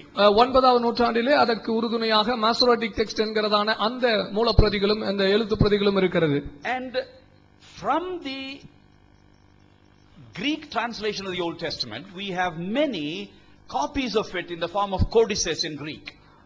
கிரேக்க மொழிபெயர்ப்பான அந்த செப்டுவாஜின்ட் மொழிபெயர்ப்பில் அந்த பிரதிகளிலிருந்து ஏராளமான பிரதிகள் கோடிசஸ் பிரதிகளாக எங்களிடத்தில் இருக்கிறது. There are at least 5 codices that I can refer to. குறைந்தது 5 கோடிசஸ் ஆதாரங்களை நாங்கள் உங்களுக்கு அதிலிருந்து காட்ட முடியும். Like for example Sinaiticus, Sinaiticus codex என்கிறதானது, Vaticanus, Vaticanus codex, Alexandrianus, Alexandrianus codex, Cottonianus, Cottonianus Scotus, Ambrosianus. Ambrosius Scotus. And they all date from 4th century, 5th century, 6th century AD. And during Prophet Muhammad's time, all these were in circulation. இது கிபி 4வது நூற்றாண்டு 5வது நூற்றாண்டு 6வது நூற்றாண்டு என்று சொல்லி சொல்லப்படுகிறது. இவை எல்லாம் அருமையான ஹஜ்ரத் முகமது அவருடைய காலத்திலே இருந்தது. You see the chain of transmission. நீங்க இந்த பரிமாற்றத்தின் தொடர்ச்சியை பாருங்க, சங்கிலி தொடரை பாருங்க. Then as I said, Masoretic text. நான் மேசோரிக் டெக்ஸ்டை பற்றி சொன்னேன். 9th century. 5வது நூற்றாண்டிலே. And then 1948, the revolutionary changes have come with the discovery of Dead Sea Scrolls. சவக்கடல் சூழல் கண்டுபிடிக்கப்பட்ட போது அந்த ஒரு மறுமலர்ச்சியான மாற்றங்கள் உண்டானது. From the caves around, Jerusalem and, in that area, they found these scrolls. எருசலேமும் அதை சுற்றியுள்ளதான பகுதிகளிலே இந்த பிரதிகளை குறித்த சுருள்களை அவர்கள் கண்டெடுத்தார்கள். And it favored the Christian and Jewish position because these scrolls confirmed the Masoretic and the other previous Hebrew Bible to be truly transmitted as it was before. இந்த சுருள்கள் ஏற்கனவே இருந்ததான யூத மற்றும் கிறிஸ்தவ மூல பிரதிகளுக்கு உறுதுணையான ஆதாரமாக, ஏனென்றால் அவர்கள் ஏற்கனவே பல நூற்றாண்டுகளாக அது பரிமாற்றப்பட்டிருக்கிறதுக்கு சரியான ஆதாரத்தை கொடுப்பவர்களாக காணப்பட்டது. So we've given you proof that the Torah we have is the actual Torah that existed during Prophet Muhammad's time and before. இந்த ஆதாரத்தோடு கூட ஹஜ்ரத் முகமதுடைய காலத்திலும் அவருக்கு முன்பாக இருந்த காலத்திலும் இருந்த தோரா தான் எங்களிடத்தில் இருக்கிறது என்பதை நாங்கள் ஆதாரமாக உங்களுக்கு சொல்ல முடியும். And then we have been asked for support in favor of our claim that the Bible is God's word. எங்களுடைய வேதாகம் இறைவனுடைய வேதம் என்பதற்கு ஆதரவான காரியங்களை சொல்லுவதற்காகவும் நாங்கள் கேட்டுக்கொள்ளப்பட்டோம். We have already given one. நாங்கள் ஏற்கனவே ஒன்றை கொடுத்து விட்டோம். That because it is God's word, it leads all humans to salvation irrespective of any differences. இது இறைவனுடைய வார்த்தையாக இருப்பதனால எந்த விதமான வேறுபாடும் இன்றி எல்லா மனிதர்களையும் இறைவனுடைய ரட்சிப்பின் திட்டத்துக்கு நேராக வழி நடத்துகிறது என்பதை நாங்கள் ஏற்கனவே சொல்லிவிட்டோம். Here is the second evidence. இங்கே இரண்டாவது ஆதாரம் என்னவென்றால், it is true without any errors or falsehood. எந்த விதமான தவறும் பிழைகளும் இல்லாதபடிக்கு அது மிகவும் சரியாக இருக்கிறது. If any book is merely a human book, it will be a combination of truth and error because we are finite human beings. ஒருவேளை ஒரு மனிதனுடைய கற்பனையான புத்தகமாக இருந்தால் அதில் சில உண்மைகளும் பிழைகளுமாக இருக்கும். But the Bible is not just merely a human book, but it is divine book given to us through humans, and therefore it has to be true and true alone. வேதாகமம் என்பது வெறும் ஒரு மனிதனுடைய புஸ்தகம் அல்ல, அது இறைவனுடைய ஆவியினால் ஏவப்பட்டு மனிதர்களால் எழுதப்பட்டு கொடுக்கப்பட்டதான புஸ்தகம். எனவே அதிலே உண்மையான காரியங்கள் இருக்கிறது. And up to this time we have time and again proved that the Bible has not even a single falsehood or error or contradiction. இந்த நேரம் வரைக்கும் நேரங்களாக நாங்கள் தொடர்ந்து சொல்லுகிறது இறைவனுடைய வார்த்தையாக வேதாகமத்திலே எந்த விதமான முரண்பாடுகளும் பிழைகளும் இல்லை என்பதை நாங்கள் சொல்லுகிறோம். Truth is free from contradiction and it is consistent.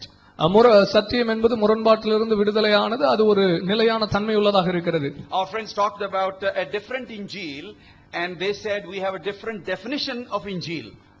அவர்கள் சொன்னாங்க உங்களிடத்தில் ஒரு வேறுபட்டதான சுவிசேஷம் இஞ்சில் இருக்கிறது, அதற்கு ஒரு வேறுபட்ட விளக்கத்தையும் அவர்கள் கொடுத்தார்கள். And they say our Injil is not the Injil that the Quran talks about. எங்களிடத்தில் இருக்கிறதான இஞ்சில் அவர்களுடைய குர்ஆனிலே சொல்லப்பட்ட இஞ்சில் அல்ல என்பதையும் அவர்கள் சொன்னார்கள். I want to know where they have that Injil. அவர்களிடத்தில் அந்த ஒரிஜினல் இஞ்சில் எங்கே இருக்கிறது என்பதை நான் கேட்கிறேன். And where in the Quran they find the definition of Injil. இஞ்சிலுக்கான விளக்கம் என்ன என்பதை குர்ஆனிலே அவர்கள் எங்கே பார்க்கிறார்கள் என்பதையும் நான் கேட்கிறேன். The law of identity in logic, number one, law demands that when you use a term you have to define it properly with basis. அடையாளப்படுத்தும் விதி என்கிறதான ஒரு விதி இருக்கிறது. நீங்கள் ஒரு காரியத்தை அடையாளப்படுத்தும் போது அந்த அடையாளப்படுத்தும் அடிப்படையிலே நீங்கள் அதை திட்டமாய் தீர்மானிக்க வேண்டும். If you can't do it, you should not use that term. நீங்கள் அதிலே ஒருவேளை குழப்பம் இருந்தால் அதை நீங்கள் உபயோகப்படுத்தக் கூடாது. And fourthly, lastly, நான்காவதாக இறுதியாக, they have been consistently indulging in a logical fallacy called misuse of analogy. தர்க்க ரீதியான வாதத்திலே, தவறான தர்க்க ரீதியான வாதத்திலே தவறான பகுப்பாய்வை அவர்கள் குழப்பிக் கொண்டிருக்கிறார்கள். In logic, analogies don't prove anything but only clarify. ஒரு தர்க்க ரீதியான பகுப்பாய்வு என்பது எதையுமே நிரூபிப்பதல்ல, ஆனால் அது தெளிவாக்குகிறதாக காணப்படுகிறது. Any analogy is used to clarify one thing.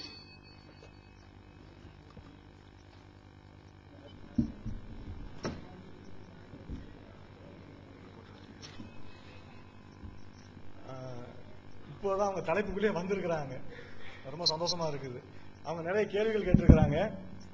அந்த கேள்விகளுக்கெல்லாம் பதில் சொல்ல வேண்டியிருக்குது. ஆனா அந்த கேள்விகள் எல்லாம் தலைப்புக்கு அப்பாற்பட்டது. டபுள் ஸ்டாண்டர்ட் நிரூபிக்கிறதுக்குன்னு சொன்னாங்க, இரட்டை வேடத்தை நிரூபிக்கிறது. அந்த இரட்டை வேடம் என்னென்னலாம் செஞ்சாங்கிறதுலாம் பதில் சொல்ல வேண்டியிருக்கு. நாங்க அது பிறகு வர்றோம். அதே வந்து அரபி ஒண்ணு நாங்க உங்க மொழிபெயர்ப்பு தான் சொன்னாங்க. அந்த மொழிபெயர்ப்பு எங்கிறது அந்த ஒரிஜினலோட கொஞ்சம் எடுத்து கொடுங்க. சும்மா வேர்ட்ல இருந்து எடுத்து கொடுக்க கூடாது, ஒரிஜினல் சோர்ஸ்ல கொடுக்கணும். நம்ம ஏற்கனவே ஒப்பந்தத்தில் இருக்குது. தயவுசெய்து எந்த ஒரிஜினல் சோர்ஸ்ல இருக்குன்னு சொல்லிட்டு அது ஹார்ட் காப்பியா இருக்கட்டும் சாஃப்ட் காப்பியா இருக்கட்டும், தயவுசெய்து கொஞ்சம் எடுத்து கொடுத்துருங்க. தமிழ் மொழிபெயர்ப்புல இருக்குங்கிறாங்க, அதுக்கு தந்துட்டுல பேசணும்ப்பா. மொழிபெயர்ப்புல இருக்கு, நாங்க வெளியிட்டதுன்னா புகாரி யாரு வெளியிட்டா, எந்த புக்குன்னு கேளுங்க. அதான் பொய்யா சொல்றாங்க. அது எந்த நூல்ல இருக்குன்னு எடுத்தாங்க, எடுத்து கொடுத்துட்டு நீங்க அப்புறம் பேசுங்க. விவாத ஒப்பந்தத்துல இங்க கேட்கும்போது உடனே தரணும் இருக்கிறது. புகாரி தமிழாக்க நாங்களா தமிழாக்க பண்ணோம், நீங்க தான் பண்ணீங்க இருக்குன்னு சொன்னாங்க. அதை தாங்கன்னு கேட்டா இப்ப எடுக்க முடியாதுன்னு என்ன அர்த்தம்? அப்ப இட்டு அடிச்சுட்டு போயிடலாமா? ஆமா, இப்ப நாளைக்கு வந்துருவாங்களாம். அது என்ன முறை? இப்ப தரணும் நீங்க நாளைக்கு தருவதாக இருந்தா அவங்க நாளைக்கு தான் பேசிருக்கணும். ஆதாரம் இல்லாம அவங்க பேசக்கூடாது. அதே மாதிரி இன்னொன்னு சொல்றாங்க, நீங்க பேசக்கூடாது. அதே மாதிரி இன்னொன்னு என்ன சொல்றாங்கன்னா, அது அரபியில இருக்குது, எங்களுக்கு அரபி தெரியாதுங்கிற மாதிரி வாதம் வைக்கிறாங்க. சிறைக்கிற வரவன் கத்தியோட தான் வரணும். கத்திய வீட்டுல வச்சுட்டு இங்க என்ன வந்து உனக்கு வேலை? நாளைக்கு கொண்டு வர்றேன் கத்தி. என்ன இன்னைக்கு எதுக்கு வந்தீங்க? சிறைக்க வரும்போது கத்திக்கு அப்புறம் என்னென்னலாம் வேணுமோ எல்லாத்தையும் கொண்டு வரணும். எங்கள்கிட்ட வந்து நாங்க மூலமொழி உங்களுடைய மூலமொழியை அராமிக்குன்றீங்க, கிரீக்குன்றீங்க, ஹீப்ரூன்றீங்க. எடுத்து வைங்க ஹீப்ரூ கிரீக்கையும், நாங்க பேசுறோம். என்ன வார்த்தைக்கு அர்த்தம் வேணும்னு கேளுங்க, நாங்க எடுத்து தர்றோம். ஒரிஜினல் ஸ்கிரிப்ட் வேணுமா நாங்க தர்றோம். நாங்க எல்லாத்தையும் தயாரா தான் வந்திருக்கிறோம். எல்லாத்துக்கும் எங்கள்கிட்ட ஒரிஜினல்ஸ் இருக்குது. நாங்க எதை கோட் பண்ணாலும் எல்லாத்துக்கும் நாங்க ரெடியா வச்சிருக்கிறோம் டெக்ஸ்ட. எதை கேட்டாலும் நாங்க தூக்கி போடுவோம். உங்களை மாதிரி நாங்க நாளைக்கு தரோம், நாளை மறுநாள் தர மாட்டோம் உட்டடிக்கிற ஆட்கள் இல்ல. ஆனா அரபி தெரியாதுன்னு சொன்னா தெரியாட்ட ஏன் பேசுறீங்க? அந்த லாங்குவேஜ்ல அது என்ன சொல்லப்பட்டிருக்குன்னு தெரிஞ்சிட்டு பேசுங்க. தெரியாம அறகுறையா எவனோ அந்த நெட்ல எழுதுறான், ஷாம்சராக் அவன் படிச்சது எங்க சொந்த சரக்கு இல்ல, எல்லாம் கடன் வாங்கின சரக்கு, சொந்த மூளையே கிடையாது, எல்லாம் borrowed intelligence தான் அவங்களுக்கு. They are working on others' intelligence. They don't have their own intelligence. They don't apply their own mind. அதை வச்சுக்கிட்டு அவங்க பேசிக்கிட்டு இருக்காங்க. So this is an argument. In debate, we have come to a conclusion that in debate, both of us should present evidence. Whatever arguments we are quoting, it is our responsibility to quote the evidence. Now, they've quoted a hadith from Sahih Bukhari. When we asked them the reference, we wanted either hard copy or soft copy. They are telling that they'll give it tomorrow. If they are ready to give only tomorrow, why did they quote it now? As per our agreement, they have to produce the evidence right away before moving into the next topic. Unless and until you have any appropriate evidence, please don't quote anything. அப்புறம் இந்த பைபிள்ல முன்னறிவிப்பை பத்தி சொன்னாங்க, அந்த கேள்விக்கு பதில் சொல்ல வேண்டியிருக்கு. நாங்க இறுதியா சொல்றோம். அதுக்கு முன்னால அந்த சப்ஜெக்ட்டுக்கு நேரடியா வந்துட்டாங்க. ஆனா நேரடியா அதுக்கு வர்றோம். இப்பதான் அந்த லாஜிக்கா பேச ஆரம்பிச்சிருக்கிறாங்க. தௌராவுடைய மேனுஸ்கிரிப்ட்ஸ், ஏராளமான மேனுஸ்கிரிப்ட்ஸ் இருக்குது, செப்டஜென்ட் இருக்குது அப்படின்லாம் சொன்னாங்க. எல்லாமே ஜீசஸுக்கு முன்னால இருந்ததுன்னு சொல்றாங்க. அது ஜீசஸுக்கு முன்னால இருந்ததா, ஜீசஸ் காலத்துல இருந்ததா, ஜீசஸ் காலத்துல என்ன இருந்தது, தோராண்டா என்ன, செப்டுகென்ட்னா என்ன, அதெல்லாம் பார்ப்போம். அதே மாதிரி எங்கள்கிட்ட நிறைய கோடெக்ஸ் இருக்குது. கிரீக் கோடெக்ஸ் வந்து எங்கள்கிட்ட ஒரிஜினல்ஸ் இருக்குது. சினாட்டியஸ், வாட்டிகனஸ், அலெக்சாண்ட்ரியஸ் அப்படி லைனா பட்டியல் போட்டாங்க. அதனுடைய நிலை என்ன? அப்புறம் டெட் சீ ஸ்க்ரால்ஸ் எல்லாம் நாங்க வச்சிருக்கிறது எல்லாம் கரெக்டா தான் இருக்குங்கிறதுக்கு என்ன ப்ரூஃப்னா, எல்லாம் சமீபத்தில் கண்டுபிடிக்கப்பட்ட டெட் சீ ஸ்க்ரால்ஸ்ல வந்து எல்லாம் அதுல இருக்குது. அது வந்து ட்ரூ டிரான்ஸ்மிஷன் அப்படிங்கிறாங்க. அந்த டெட் சீ ஸ்க்ரால்ஸ் என்னதை காட்டுதுன்னு சொன்னா, ஏற்கனவே அவங்க வச்சிருக்காங்களா பைபிள், அது கரெக்டா கை வரைக்கும் கரெக்டா சேர்ந்து இருக்குங்கிறத காட்டுதான் அப்படின்னு ஒரு வாதம் வச்சாங்க. அதே மாதிரி அவங்களே ஒரு இறை வேதம் என்றால் எப்படி இருக்க வேண்டும் என்பதற்கு சில அளவுகோலை வைத்தார்கள். நாம் வைக்கவில்லை, நம்ம அளவுகோலை வைக்காமல் பல வாதங்களை வைத்தோம். ஒரு மனுஷனா இருந்தா, ஒரு மனுஷன் பேசுற பேச்சா இருந்தா எப்படி இருக்கணும்? அருவருப்பா பேசினா, என்னடா அருவருப்பா பேசுறீங்க நீ எல்லாம் ஒரு மனுஷனான்னு கேட்போம். மனுஷன் பேசுற பேச்சிலே வரக்கூடியது இறைவனுடைய வார்த்தையில வரக்கூடாது. பொய், என்னடா பொய் பேசிக்கிட்டு இருக்கிறீங்க நீ எல்லாம் ஒரு மனுஷனா, கடவுள் வார்த்தையில அதுவும் வரக்கூடாது. மனுஷனுக்கு எது தகுதியற்றது அப்படின்னு நம்ம நினைக்கிறோமோ அது மனுஷனுக்கு மட்டும் இல்ல, மனுஷனை விட உயர்ந்த கடவுளுக்கும் வரக்கூடாது. அதுதான் முதல் அளவுகோல். இதுக்கு வேற பைபிள்ல இருந்த கொட்டேஷனோ வேற எந்த நூல்ல இருந்து கொட்டேஷன் தேவையில்லை.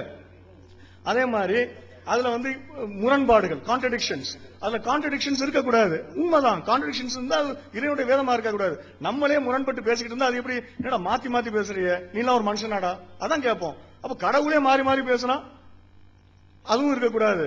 அதே மாதிரி it should be error free, free from error, no error, அதுல தப்பே இருக்கக்கூடாது. It should be true, there should be no falsehood, it should be true and true alone. இந்த வார்த்தைகள்லாம் சொன்னார், நான் எழுதி வச்சிருக்கேன் வார்த்தைகளை. It should be true and true alone. அதுல பொய்யே இருக்க கூடாது. Truth always is free from contradiction. உண்மையில எப்பவுமே முரண்பாடு இருக்காது அப்படிலாம் சொன்னாங்க. ரொம்ப அற்புதமான அளவுகோல். இந்த அளவுகோல் பிரகாரம் இருக்குதான்னு தான் பார்க்க போறோம் பைபிள்ல. இதுல நாங்க இன்னொரு கண்டிஷன், அந்த கண்டிஷன் அவங்க பைபிள்ல ஒத்து வர மாட்டேங்குது, அதனால அந்த வார்த்தையை விட்டுட்டாங்க. நான் இன்னொரு கண்டிஷன் எக்ஸ்ட்ரா சேர்க்கிறேன், ஆபாசம். அது ஆபாசத்தை அள்ளி போட்ட உடனே அந்த அளவுகோலை மட்டும் விட்டுட்டு மத்த அளவுகோல்லாம் சொன்னாங்க. மனுஷன் பேசுறதுலயே அசிங்கம் இருக்க கூடாது, கடவுள் பேசுறது அசிங்கம் இருக்கலாமா நாங்க இதெல்லாம் கேட்டுக்கிட்டு இருந்தோம். சார் இப்ப ஒண்ணுன்னா எடுப்போம். பைபிள்ல அவங்க என்னமோ ஒழுங்கா டிரான்ஸ்மிட் பண்ணப்பட்டிருக்குது, கரப்ஷன் இல்ல, அந்த நீங்க வச்சிருக்க தோரா வேற நாங்க வச்சிருக்க தோரா வேற அப்படி நீங்க சொல்றீங்களே, அதுக்கெல்லாம் எங்க ப்ரூஃப், அது எங்க ஆதாரம்? நீங்க சொல்றீங்களா ஒரிஜினல் தோரா, நீங்க வச்சிருக்கிறது ஒரிஜினல் தோரா இல்லங்கிறீங்களே. நம்ம பார்த்து கேக்குறாங்க, நாங்க வைத்திருக்கிறது ஒரிஜினல் தோரா இல்லை என்றால் அந்த ஒரிஜினல் தோரா எங்கே சொல்லுங்கள் பார்ப்போம்ங்கறாங்க. எங்கே போச்சு, எப்படி போச்சு அப்படிலாம் கேக்குறாங்க. So we have the responsibility to answer them. முஸ்லிம்கள் மீது ஒரு கடமை. என்ன கடமை? இந்த கேள்விகளுக்கெல்லாம் பதில் சொல்லியாக வேண்டும். என்ன கேள்வி? இந்த பைபிளை யார் திருத்தியது? கான்ட்ரடிக்ஷன்ஸ், நிறைய முரண்பாடுகள்லாம் இருக்குது. நம்ம முரண்பாடுகள்லாம் இருக்குது, திருத்தப்படுதுன்னு சொன்ன உடனே அவங்க கேட்கிற கேள்விகள், யார் திருத்தியது? Who did this? When did they do this? எப்போது செய்தார்கள்? Where did they do this? எங்கே செய்தார்கள்? What was done? எதை மாத்தினாங்க?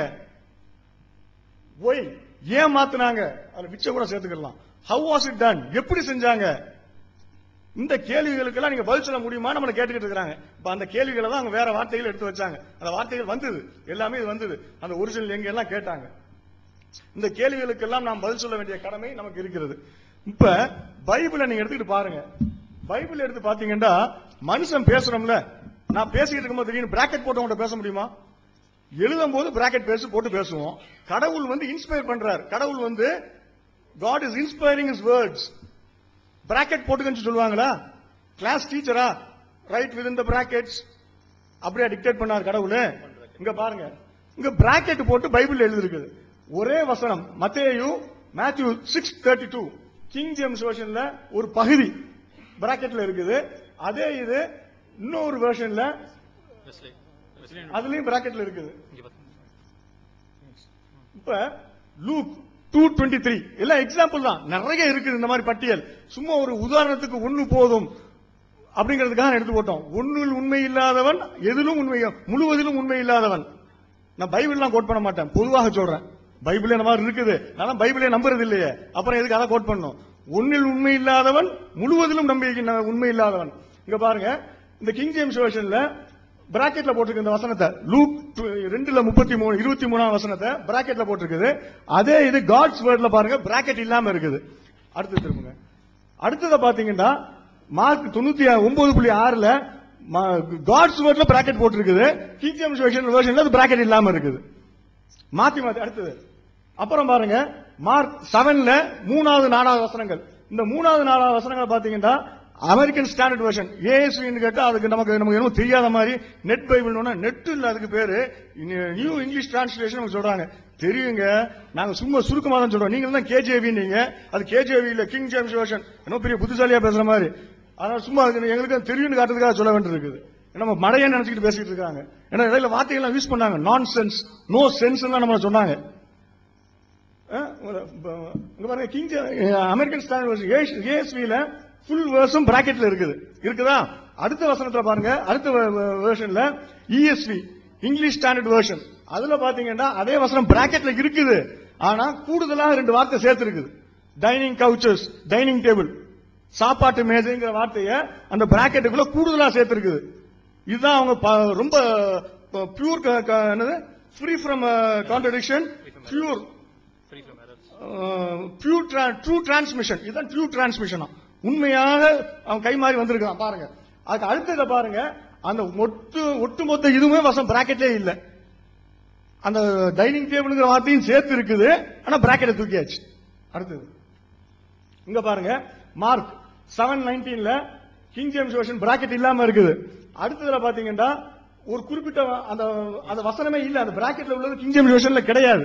அடுத்ததுல இஎஸ்வி இங்கிலீஷ் ஸ்டாண்டர்ட் வெர்ஷன்ல பிராக்கெட்ல ஒரு புதுசா ஒரு வார்த்தையை சேர்த்து இருக்காங்க. இது கிங் ஜேம்ஸ் வெர்ஷன்ல இல்ல. அதுக்கு அடுத்தது ஏஎஸ்வில பாத்தீங்கன்னா அதே வார்த்தைகள் இருக்குது, ஆனா பிராக்கெட் போயிருச்சு. இதெல்லாம் இப்ப கடவுள் என்ன செஞ்சாரு? அந்த வார்த்தையை சொன்னாரா சொல்லலையா?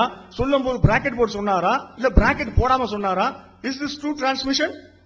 நெக்ஸ்ட் இங்க பாருங்க, இதுல லூக் 2:23 to 24 ரெண்டு வெர்சஸ். அதுல கிங் ஜேம்ஸ் வெர்ஷன்ல ஃபுல்லா அந்த வெர்ஷன் ஃபுல்லா அந்த வெர்ஸ் ஃபுல்லா 23rd வெர்ஸ் ஃபுல்லா பிராக்கெட்ல இருக்குது. ஏஎஸ்விலயும் ஃபுல்லா பிராக்கெட்ல இருக்குது. பிபிஇ பேசிக் பைபிள் இன் பேசிக் இங்கிலீஷ் அதுலயும் ஃபுல் வெர்ஸ் இருக்குது. அதுக்கு அடுத்தது டார்பிஸ் டிரான்ஸ்லேஷன்லயும் நியூ டெஸ்டமென்ட் டிரான்ஸ்லேஷன்லயும் அது ஃபுல் வெர்ஸ் இருக்குது. அதுக்கு அடுத்தது பாத்தீங்கன்னு சொன்னா அந்த வெஸ்லேல அந்த வேர்ஸையே ரெண்டா உடைச்சு 23rd பாதியும் 24ல பாதியும் போட்டு பிராக்கெட்ல போட்டிருக்குது. ஏன் அப்படி உடைச்சு போட்டிருக்காங்க அது பின்னால பார்ப்போம். அடுத்தது இந்த மார்க் 15:28 இந்த வேர்ஸ் எடுத்துக்கிட்டு பாத்தீங்கன்னா கிங் ஜேம்ஸ் வெர்ஷன்ல அந்த வேர்ஸ் அப்படி இருக்குதா? அந்த எழுத்துக்களை பாருங்க, சும்மா சாதாரணமா இருக்குது. அதுக்கு அடுத்தது அமெரிக்கன் ஸ்டாண்டர்ட் வெர்ஷன், அதுல பாருங்க லேசா இட்டாலிக்ஸ்ல போட்டிருக்குது. நாங்க போடல, அவங்க பைபிள்ல அப்படிதான் போட்டிருக்காங்க. அவங்க பைபிள்லயே அது இட்டாலிக்ஸ்ல போட்டிருக்காங்க. மத்த வசனங்கள்லாம் சாதாரணமா போட்டுட்டு அது இட்டாலிக்ஸ்ல போட்டிருக்காங்க. அந்த கர்சர் வச்சு காட்டுங்க. இட்டாலிக்ஸ்ல போட்டிருக்காங்க. ஏன் இட்டாலிக்ஸ்ல போட்டிருக்காங்க புரியாது உங்களுக்கு. இப்ப அடுத்தது புரியும் பாருங்க. கொஞ்சம் ஃபாஸ்டா நெக்ஸ்ட் ஸ்லைட். அடுத்தது பாருங்க, மேல வந்து ஏஎஸ்பில வந்து பிராக்கெட்ல இட்டாலிக்ஸ்ல போட்டிருக்காங்க. ஏன் இட்டாலிக்ஸ்ல போட்டிருக்காங்கறத பாருங்க. அடுத்ததுல அந்த வேர்ஸ் பிராக்கெட்ல போட்டான், இன்னொருத்தன் பிராக்கெட்ல போட்டிருக்கான். டர்பி டிரான்ஸ்லேஷன்ல பிராக்கெட்ல போட்டுட்டு நோட் போட்டான், footnote. Many leave out this verse. நிறைய மேனுஸ்கிரிப்ட்ஸ்ல இது இல்ல. மேனுஸ்கிரிப்ட்ஸ்ல ரொம்ப ட்ரூ டிரான்ஸ்மிஷன் அப்படின்னாங்கல்ல, நிறைய மேனுஸ்கிரிப்ட்ஸ்ல இது இல்லையா? பாத்துக்கிட்டீங்களா? சரி, அடுத்த இதே வசனத்தை பைபிள் இன் பேசிக் இங்கிலீஷ் ஒரு பைபிள் இருக்குது. அந்த பிபிஇ அந்த வேர்ஸ் கொஞ்சம் படிக்கிறீங்களா? படிங்க, இது படிங்க.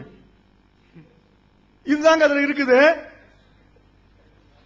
முதல் சைட்ல போனீங்கல்ல அந்த வசனம் இருந்துச்சுல, அப்புறம் இட்டாலிக்ஸா மாறிச்சுல, அப்புறம் பிராக்கெட் போட்டுச்சுல, இப்ப வெறும் பிராக்கெட் தான் இருக்கு, வசனத்தை காணோம், வெறும் நம்பர். இதை படிக்க முடியுமா உங்களால? இதுதான் ட்ரூ டிரான்ஸ்மிஷன். நெக்ஸ்ட் இங்க பாருங்க, அடுத்தது என்ன செஞ்சுட்டாங்க? 27, 28 அதே வசனம் தான். அந்த 27 விட்டுட்டு 28வது வசனத்துக்கு 27, 28 நம்பர் போட்டிருக்காங்க. நம்பரை கணக்கு சரி பண்றதுக்காக. இதை படிச்சுக்கிட்டு போகும்போது வசனத்தை படிச்சுட்டு போவோம், நம்பரை பார்க்க மாட்டோம். அப்படி என்னமோ கரெக்டா தான் படிக்கிறோம் நினைச்சிட்டு இருப்போம். ஆனா விட்டுட்டாங்க, அது 27, 28 போட்டாங்க. அப்புறம் பாருங்க, அது ஏற்கனவே காட்டினதுதான், தனியா காட்டணும், திரும்ப போட்டிருக்குது பிபிஇ. நெக்ஸ்ட் இங்க பாருங்க, இது நியூ ரிவைஸ் ஸ்டாண்டர்ட் வெர்ஷன் 1989ல வெளியிட்டாங்க. அதுக்கு முன்னால உள்ளதான் தனியா, அதுக்காக வருவோம், இடையில மாறி மாறி வரும் உங்களுக்கு. இந்த 1989ல அதே வசனத்தை போட்டிருக்காங்க பாருங்க. 25க்கு அப்புறம் 26 காண நேரம் 27க்கு வந்துருச்சு. தெரியுதா நம்பரு? முதல் வரியில 26 இருக்குது, 27 இருக்கு, 28 காணோம், 29 வந்துருச்சு பாருங்க. நல்ல புள்ள மாதிரி விட்டுட்டு போயிருவாங்க. பொதுமக்களை ஏமாத்துறாங்க, கிறிஸ்துவ சகோதர சகோதரிகளை ஏமாற்றிக்கிட்டு இருக்கிறாங்க. சில பாதிரியார்களும் சில கிறிஸ்துவ அறிஞர்களும் என்று சிலர் உட்கார்ந்துகிட்டு அதை பொதுமக்களை எல்லாம் ஏமாத்திக்கிட்டு இருக்கிறாங்க. அப்பாவி மக்கள் எல்லாம் ஏமாந்துகிட்டு இருக்கிறாங்க. ஏமாத்திக்கிட்டு என்ன காரணம் சொல்ல முடியாது, அவங்களுக்கு அந்த காரணங்கள் தெரியும். அந்த காரணங்கள் நமக்கு சொல்ல முடியாது, அவங்க நோக்கங்கள் நம்ம சொல்ல முடியாது. இதுக்கு வக்காலத்து வாங்கிட்டு சிலர் வந்து உட்கார்ந்துகிட்டு இருக்கிறாங்க. இதுக்கு கூட்டம் போட்டு பேசிக்கிட்டு இருக்கிறாங்க, எங்க பைபிள் பரிசுத்தமானது. என்ன பரிசுத்தம் தெரிஞ்சுக்கிட்டீங்கல்ல, வாங்க. அந்த வார்த்தையை விட்டுட்டு போயிட்டாங்க. நெக்ஸ்ட் இப்ப இந்த வசனத்தை எடுத்துக்கிறோம். 2ஆம் குரானிக்கல்ஸ் 36வது சாப்டர் 9வது வசனம், தமிழ்ல 2ஆம் நாளாகமம். அதுல யோயாக்கீம் ராஜாவுக்கு 8 வயதா இருந்தது அப்படின்னு இருக்குது. தமிழ்ல இருக்குதா? அதே இது இங்கிலீஷ்ல இருக்கு பாருங்க, 18 இயர்ஸ் இருக்குது. தமிழ் மக்களுக்கு ஒரு பைபிள், இங்கிலீஷ் ஒரு மக்களுக்கு ஒரு பைபிள். அது கேட்டா தமிழ்ல தப்பு செஞ்சிருப்பாங்க, தமிழ்ல தப்பு செய்யலங்க, வேணும்னு செஞ்சிருக்கிறாங்க. காட்டட்டுமா? 8:18 இருக்குதா? அடுத்தது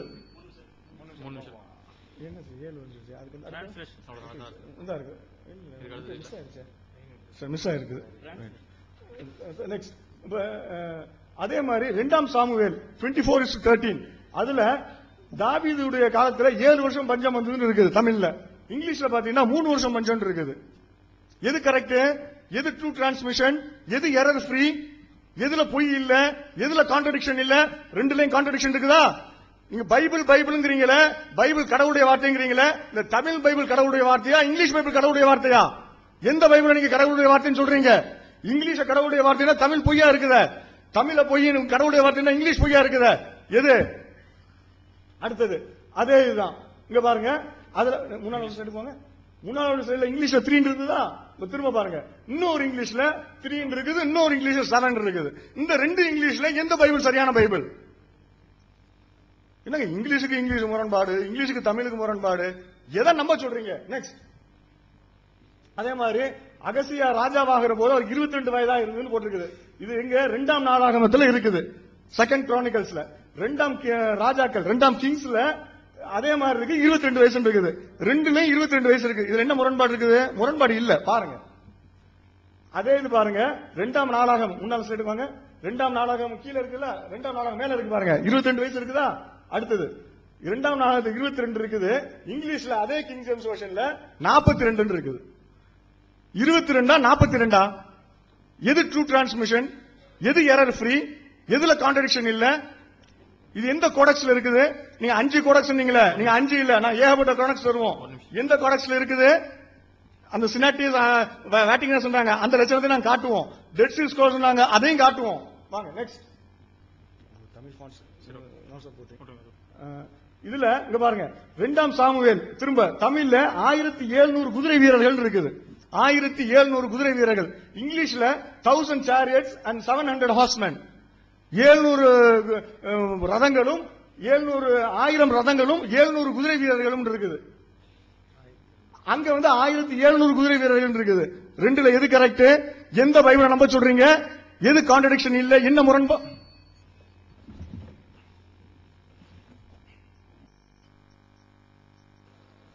Yes, friends. It's a good argument to hear like this. Our brother is able to bring his evidences. இது ஒரு நல்ல விவாதமாக இருக்கிறது. ஏனென்றால் அருமையான சகோதரர் அநேக ஆதாரங்களை கொண்டு வருவதற்கு கூடியவராக இருந்தார். But when we evaluate the nature of evidences which he brings, it's all confused and disqualified. அவர் கொண்டு வருகிறதான அந்த ஆதாரங்களுடைய தன்மையை நாம் பரிசோதித்தால் அது அவைகளுக்குள்ளாகவே குழப்பமுடையதாக, அது தகுதியற்றதாக இருக்கிறதை நாம் பார்க்க முடிகிறது. Before he uses the evidences, he has to learn how to use it. ஒரு ஆதாரத்தை அவர் கொண்டு வருவதற்கு முன்பதாக அந்த ஆதாரத்தை எப்படி உபயோகப்படுத்துவது என்பதை அவர் கற்றிருக்க வேண்டும். If anyone wanted to criticize on the manuscript basis, on the bracket basis, what is in original or not, then there is some qualification. ஒரு எழுத்து பிரதிகளை பற்றி யாராவது குற்றம் சொல்ல வேண்டும் என்றால் அது ஒரு உண்மையாக இருந்ததா அல்லது பிராக்கெட்ல இருக்கிறது, அப்படிப்பட்டதான காரியங்களை அவர்கள் குற்றம் சுமத்த வேண்டும் என்று சொன்னால் முதலாவது அவர்கள் அதிலே கற்றிருந்தவர்களாக இருக்க வேண்டும். For example, if I have a pain, I can say in medical shop, please give me a Brufen. இப்ப எனக்கு ஒரு வலி இருக்கிறது என்று சொன்னால் நான் ஒரு மெடிக்கல் ஷாப்ல எனக்கு ஒரு ப்ரூஃபன் கொடுங்க, வலி மாத்திரை கொடுங்க என்று கேட்பேன். But if I wanted to criticize the quality and formula of Brufen, then the medical department will say, please have basic knowledge of the medical department. ஒருவேளை அந்த வலி நிவாரணியான ப்ரூஃபனை குறித்து நான் குற்றம் சாட்ட வேண்டும் என்றால், அந்த ப்ரூஃபனுடைய தன்மைகளை குறித்து நான் குறை சொல்ல வேண்டும் என்றால் அந்த மெடிக்கல் டிபார்ட்மெண்ட் சொல்லுவாங்க, உனக்கு இதை பற்றிய அடிப்படை மருத்துவ அறிவியல் உனக்கு கொஞ்சமாவது தேவை என்று சொல்லுவார்கள். So he wanted to criticize on the basis of bracket. அவர் எனவே அடைப்புக்குறியிலே அல்லது பிராக்கெட்ல இருக்கப்பட்டதான் அந்த காரியத்தை குறித்து அவர் குற்றம் சாட்டி கொண்டிருக்கிறார். What is in original and what is not, what is added. அவர் இது ஒரிஜினல் இல்லாத இப்பொழுது சேர்க்கப்பட்டிருக்கிறது என்று சொல்லிக் கொண்டிருக்கிறார். For this, இதற்காக he needs 10 qualification. 10 தகுதி நிலைகள். First, he should know biblical language, Hebrew, Aramaic and Greek. அவருக்கு வேதாகம மொழிகளான எபிரேயம், அரமியம், கிரேக் என்கிறதான மொழிகளை பற்றிதான புலமை இருக்க வேண்டும். To go and study original, அதை மூல மொழியிலே படிப்பதற்கு, verify by himself, அவர் தானாகவே அதை பரிசோதிப்பதற்கு, and then tell in a public that I have found it out. நான் அதை கண்டுபிடித்திருக்கிறேன் என்று சொல்லுவதற்கு அவர் அதை செய்திருக்க வேண்டும். On the basis of translation you cannot do this one. மொழியாக்கத்தின் அடிப்படையில் நீங்கள் இதை நிச்சயமாக செய்ய முடியாது. Number 2, இரண்டாவது, he should know the basic about manuscript study principle. மூல பிரதிகளை படிக்கிறதான அந்த படிக்கிறதான தத்துவத்தை பற்றி அவர் அறிந்திருக்க வேண்டும். Basically there are 3 principles. அந்த மூல பிரதிகளை படிப்பதற்கான 3 அடிப்படை தத்துவங்கள் இருக்கிறது. Manuscript criticism, மூல பிரதிகளை படித்ததான விமர்சனம், declaration of corruption, அதிலே பிழை இருக்கிறது என்று சொல்லி அறிக்கை செய்கிற அறிவிப்பு, and by the richness of manuscript, restoration. அந்த மூலப்பிரதிகளின் ஏராளமான தன்மையில வைத்து அது மீண்டும் பல நிலைமைக்கு திரும்ப கொண்டு வரப்படுகிறதை பற்றி பேசுவது. He has quoted some of the brackets. அவர் சில பிராக்கெட்ஸ் பற்றி குறிப்பிட்டார். But he doesn't know this Bible when it was translated, how many manuscripts were there. ஆனால் இந்த வேதாகமம் மொழிபெயர்க்கப்பட்ட போது எத்தனை பிரதிகள் இருந்தது, மூலப்பிரதிகள் இருந்தது என்பது அவருக்கு அறியாமல் இருக்கிறது. When KJV was translated, there was 6 manuscripts. KJV மொழியாக்கம் மொழிபெயர்க்கப்பட்ட போது 6 மூலப்பிரதிகள் இருந்தது. When RSV was done, there was 100 manuscripts. RSV மொழியாக்கம் செய்யப்பட்ட போது 100 மூலப்பிரதிகள் இருந்தது. Now we have 27,000 manuscripts. ஆனால் இப்பொழுது நமக்கு 27,000 மூலப்பிரதிகள் இருக்கிறது. And all the evidences which he has brought is refuted long back. அவர் கொண்டு வந்ததான எல்லா ஆதாரங்களும் பல நாட்களுக்கு, பல வருடங்களுக்கு முன்பதாகவே மறுப்பு தெரிவிக்கப்பட்டிருக்கிறது. He knows the Bruce Metzger, one of the greatest critics. மிகச் சிறந்த விமர்சகரான ப்ரூஸ் கிரிட்டிக் ப்ரூஸ் என்பவரை அறிந்திருந்தால், he says that today when we study this all the manuscript, 98% all the brackets can be removed and can restore to original condition. நீங்க இந்த எல்லா மூலப்பிரதிகளையும் நீங்கள் வாசிப்பீர்கள் என்று சொன்னால் 98% எல்லா பிராக்கெட்டுகளும் நீக்கப்பட்டு அது ஒரிஜினல் மூலப்பிரதிகளோடு கூட சேர்க்கப்படும் என்பதில் ஐயமில்லை என்று அவர் சொல்லுகிறார். And if I apply his principle for the Quran, it doesn't mean I am debating for the Quran, but if you apply this principle, இந்த அவர் உபயோகப்படுத்தின இதே தத்துவத்தை நான் அவருடைய குரானுக்கு ஒருவேளை உபயோகப்படுத்துவேன் என்று சொன்னால், ஒருவேளை நான் குரானை குறித்து விவாதிக்கவில்லை என்றாலும், he showed me the translation bracket. I can show him in original Arabic. அவர் நமக்கு இந்த அடைப்புக்குறிகளை குறித்து மொழியாக்கத்தில் இருக்கிற அடைப்புக்குறிகளை அவர் காண்பித்தார். ஆனால் அவருடைய மூல அரபியில இருக்கிறதான காரியங்களை நான் காண்பிக்க முடியும். Promised tenfold more than what he have seen right now. இப்போ அவர் என்னத்தை காமிச்சாரோ அதை காட்டிலும் 10 மடங்கு அதிகத்தை நான் அவருக்கு காட்டக்கூடியவனாக இருக்கிறேன். Please show me the number. How many he showed it now? அவர் இப்ப என்ன நம்பர், எத்தனை எண்ணிக்கை அவர் காண்பித்தாரோ அதை காட்டிலும் அதிகமாக காண்பிக்க இருக்கிறேன். How many? எத்தனை நம்பர் அவர் ஒருவேளை காண்பித்தார் இப்பொழுது? Let me go tenfold more than that. ஆனால் அதை காட்டிலும் 10 மடங்கு அதிகமாக நாம் காமிக்கக்கூடியவர்களா இருக்கிறோம். I have here 2 Quranic manuscript studies. இந்த இடத்துல குர்ஆனுடைய மூலப்பிரதிகளை பற்றியான ஆய்வை பற்றி 2 மூலப்பிரதி ஆய்வு என்னிடத்தில் இருக்கிறது. Based on the Tashkent and Samarkand codex. அவர்கள் சொல்லுகிறதான அந்த டாஸ்கன் and சமர்கண்ட்ல இருக்கிறதான அந்த குர்ஆன் பிரதிகளை பற்றியதான ஆய்வு. I have the best scholarship, Keith Small, who is the leading Quranic manuscript critic. குர்ஆனுடைய மூலப்பிரதிகளை குறித்து விமர்சிக்கிற ஒரு மிகச் சிறந்த ஆளதான கீர்த்தி என்கிறதான அவருடைய ஆய்வு இருக்கிறது. Let me show the book itself. நான் அந்த புத்தகத்தை உங்களுக்கு காட்டுகிறேன். If you want, I can show you my brother here. Not emotion, but for the make you to the sense in the basis of original, not translation. ஒருவேளை இது உணர்வுபூர்வமாக இல்லாவிட்டாலும் நீங்கள் கேட்டீர்கள் என்று சொன்னால் ஆதாரத்தின் அடிப்படையிலே மொழியாக்கம் என்பது அல்லாமல் மூலப்பிரதிகளிலே இருக்கிறதான வித்தியாசத்தை நான் உங்களுக்கு இங்கே காண்பிக்க முடியும். I will show in the terms of thousands. நான் இதை ஆயிரக்கணக்கிலே காட்ட முடியும். But we will keep it for the separate debate. Is the Quran God's word? ஆனால் இது குர்ஆன் இறைவனுடைய வார்த்தை என்கிறதான அந்த தனி விவாதத்துக்காக நாம் இதை இப்ப எடுத்து வைப்போம். Now our point is, எங்களுடைய சொல்ல கொடுக்கிறதான காரியம் என்னவென்றால், to criticize, நீங்கள் குறை கூற வேண்டும் என்றால், விமர்சிக்க வேண்டும் என்றால், must be qualified. நீங்கள் அந்த விமர்சிப்பதற்கு தகுதியுள்ளவராக இருங்கள். Learn Greek, முதலாவது கிரேக்க வேதாகமத்தை learn Hebrew, மொழி எபிரேய மொழியை study the manuscript, அதன் மூலப்பிரதிகளை படியுங்க. and then you do the criticism, and there will be some value, some attention will be paid for your criticism. அதை படித்த பிறகு நீங்கள் அந்த மூலப்பிரதிகளை, மூல மொழிகளை பற்றி உங்களுடைய விமர்சனத்தை கொண்டு வாங்க. அப்பொழுது உங்கள் விமர்சனத்திற்கு கொஞ்சம் மதிப்பு இருக்கும். But if this kinds of line of argument you bring, you will not deserve any attention. ஆனால் இந்த விதமான விவாத முறைகளை நீங்கள் கொண்டு வந்தீர்களானால் இதிலே நீங்கள் ஒரு பெரிய கவனத்தை ஈர்க்க முடியாது. Now let me show the Arabic. He have shown the translation and bracket.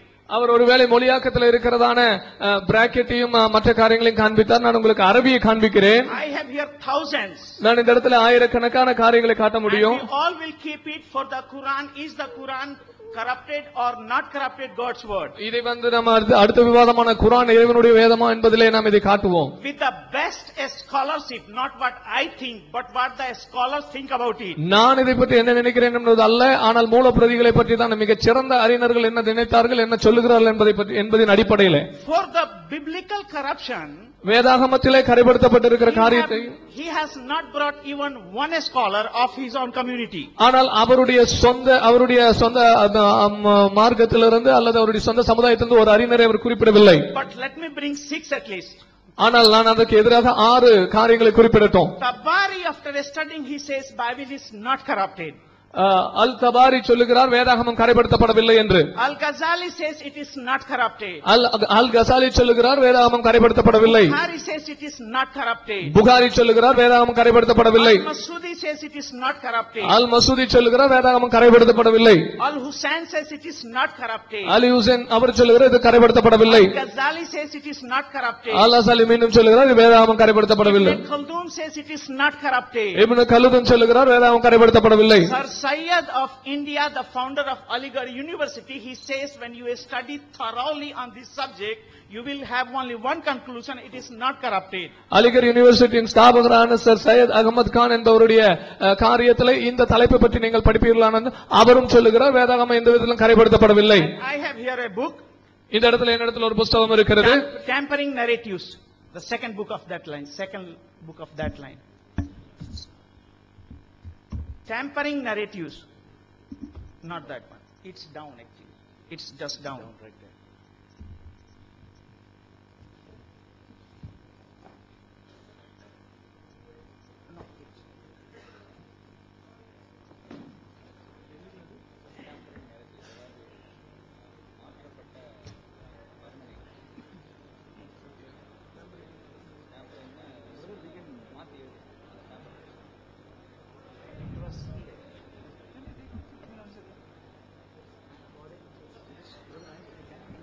Yes, you know.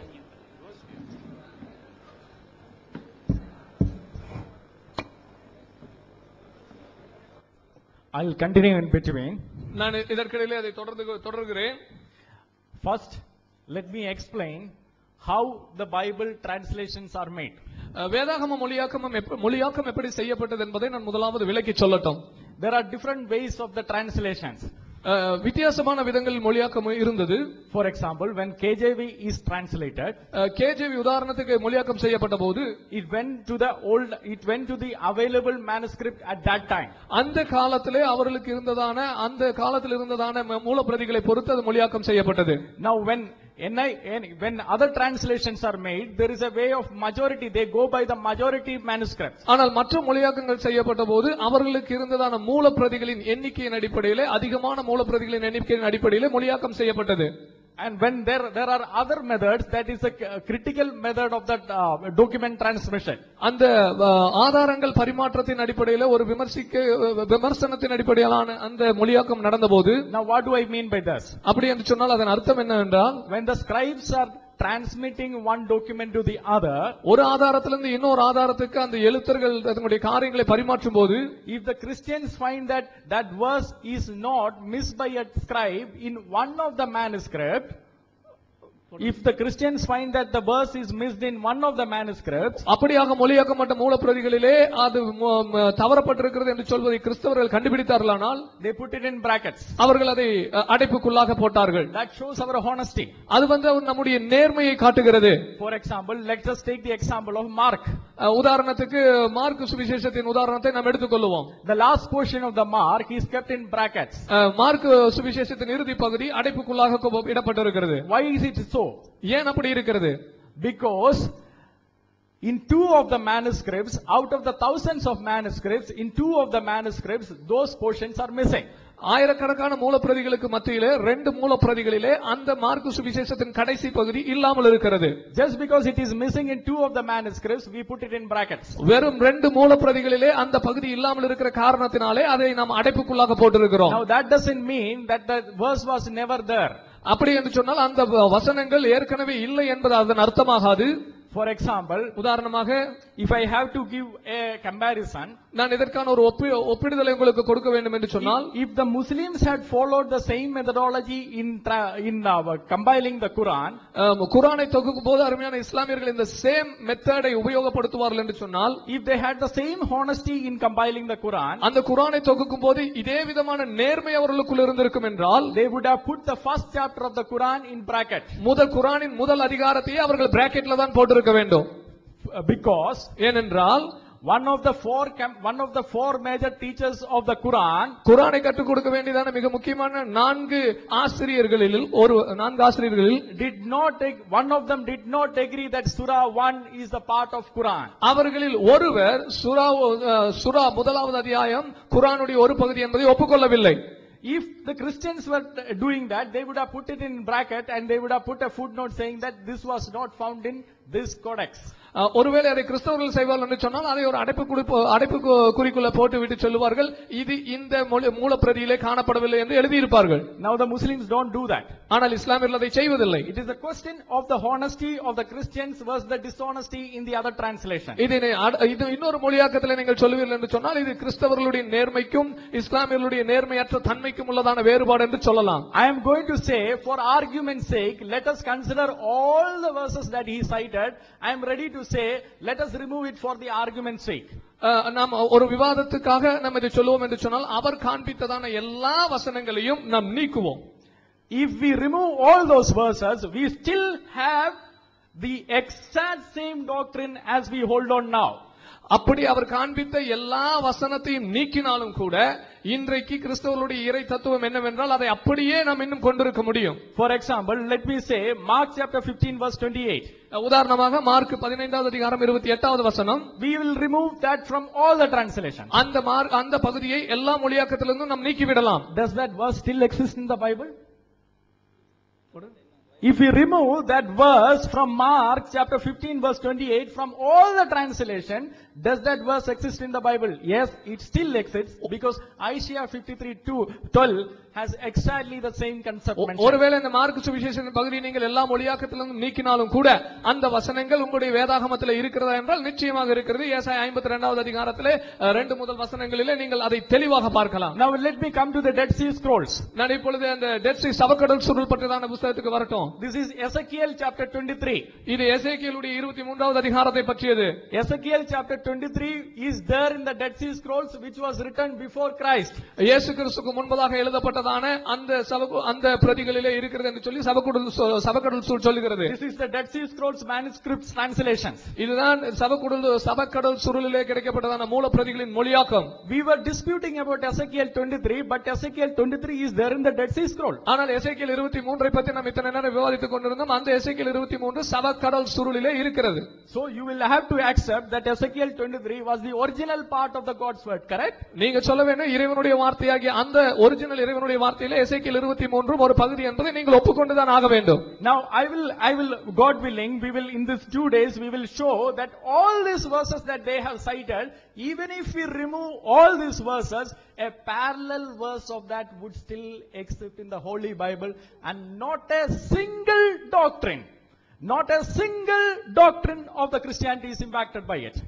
இந்த ஆண்டவருக்கு சித்தமான இந்த 2 நாட்களிலும் அவர்கள் காண்பித்த இத்தனை ஆதாரங்களையும் நீங்கள் நீக்கினாலும் கூட அதற்குரியதான வசனங்கள் இணையான வசனங்கள் வேதாகமத்திலே நாம் காட்ட முடியும். இதன் மூலமாக கிறிஸ்தவத்தின் கொள்கையிலே ஒரு சிறு பகுதி கூட பாதிக்கப்படாது என்பதை நாம் நிரூபிக்க முடியும். Now my brother has brought some argument and I love to hear an answer. என்னுடைய சகோதரர் சில விவாதங்களை கொண்டு வந்தால் அதை நான் கேட்டு அதற்கு நான் பதில் கொடுக்க விருப்பமுள்ளவனாக இருக்கிறேன். But only one demand: be qualified critics, study the subject so you can tell the truth. ஆனால் ஒரு தகுதி என்னவென்று சொன்னால் நீங்கள் அந்த மூல பிரதிகளை படித்து அதை குறித்து விமர்சிக்கக்கூடிய தகுதி உள்ளவர்களாக நீங்கள் இருக்க வேண்டும். And here is a best scholarship, the book I was saying. It is not my empty claim. It is the Muslim scholars have believed Bible is not corrupted. இது என்னுடைய கூற்று அல்ல, இது இஸ்லாமிய மிக சிறந்த அறிஞர்களுடைய கூற்று. வேதாகமம் கரைப்படுத்தப்படவில்லை என்பதற்காக அவர்கள் எழுதியிருக்கிற அருமையான ஆதார நூல். Now if we apply the same criteria which brother is applying, here is a Keith Small, one of the leading critics of the Quran, then the whole Quran is lost, because according to Islam இரவு இருக்க கூடாது, முரண்பாடு இருக்க கூடாதுன்றாங்க. அதுக்கு நம்ம இவ்வளவு இருக்குதுங்கிறதுக்கு அள்ளி போட ஆரம்பிச்சோம். காத்துக்கிட்டு இருந்தோம் எப்படா வருவாங்க, அளவுகள் வைத்துக்கணும் வந்தாங்க, நம்ம சொல்ல ஆரம்பிச்சோம். இப்ப அதுக்கு அவங்க என்ன பதில் சொல்றாங்கன்னா, to criticise you should have knowledge. இதை சொல்றதுக்கு உங்களுக்கு அறிவு இருக்கணும், அதை பத்தி விவரம் இருக்கணும்ங்கிறாங்க. இது நாங்க ஒண்ணும் அறிவு இருக்க வேண்டிய அவசியமே இல்லை. நான் புதுசாக சொன்னேன், உங்க பைபிள்ல இருக்க வேர்சஸ் எல்லாம் எடுத்து போட்டேன். எனக்கு இதுக்கு தனியா அறிவு தேவையில்லை. இங்கிலீஷ்ல உள்ள வேர்சஸ் எடுத்து போட்டேன். உங்க ஸ்காலர்ஸ் ஆஃப் டிஃபரெண்ட் டினாமினேஷன்ஸ் உட்கார்ந்து பல வருஷங்களாக மொழிபெயர்த்தார்களே, அதுகளை எடுத்து நான் போட்டேன், அவ்வளவுதான். நான் வந்து புதுசா நான் இதுக்கு எனக்கு தனி நாலேஜ் தேவையில்லை. First, I need not have any knowledge about it. I'm just quoting your scholars. I'm just quoting your Bible, different versions. That's all. I don't need any extra knowledge about it. Right. Secondly, he said you should have 10 what is that? Criteria. 10 criteria for before criticizing. The first thing, he didn't list out the 10. He just said 2. The first thing he said is we should know Hebrew, Greek and Aramaic. மொழிபெயர்க்க இதை பத்தி நீங்க விமர்சனம் செய்வதாக இருந்தால் உங்களுக்கு 10 தகுதிகள் இருக்கணும் அப்படின்றார். ஆனா 2 தான் சொன்னார், மத்தெல்லாம் விட்டுட்டார். 2ல என்னன்னு கேட்டா you should know Hebrew, Greek and Aramaic என்றார். I'm sorry, I don't know Aramaic, but I have working knowledge of Greek and Hebrew. எனக்கு கிரீக்கும் ஹீப்ரூவும் வேற புரிஞ்சுக்கிற அளவுக்கு ஆய்வு செய்யக்கூடிய அளவுக்கு தெரியும், பேச வராது. Because it's not my mother tongue, I can't speak. But I have a working knowledge, I can study, I can read, I can write, I can read and understand. ரெண்டாவது, செகண்ட், manuscript பத்தி நீங்க criticise பண்ணா அதுக்கு தனியா தெரிஞ்சிருக்கணும். 3 விஷயம் தெரிஞ்சிருக்கணும். To criticize a manuscript you should have 3 knowledge. What are they? You should know about manuscript criticism, then declaration and then restoration. Then he explained what is declaration. Declaration means you should declare that this is corrupted. Then he said restoration. Then you should restore the correct one. Then what is there? You declare that it's not there. Then you restore it. Who are you to restore it in God's word? அவர் என்ன சொல்றாரு, உங்களுக்கு இன்னொரு அறிவு இருக்கணுமா? டெக்ஸ்டல் criticism சொல்லுவாங்க. டெக்ஸ்ட பத்தி criticise பண்றதுக்கு அது சொல்லுவாங்க. அவர் வந்து வேற வார்த்தைகளை சொன்னாரு. மேனுஸ்கிரிப்ட் பத்தி கிரிட்டிசைஸ் பண்ணுவதற்கு மேனுஸ்கிரிப்ட் கிரிட்டிசிசத்தை பத்தி தெரிஞ்சிருக்கணும். ரெண்டாவதாக டிக்ளேர் பண்ணணும், அறிவிக்கணும். என்ன அறிவிக்கணும்? இது எல்லாம் தப்பானது அப்படின்னு அறிவிக்கணுமா? இதை தெரிஞ்சிருக்கணுமா? அப்ப தப்பானது தெரிஞ்சிருக்கணுங்கிற அளவுக்கு தப்பானது வச்சிருக்காங்க பாருங்க.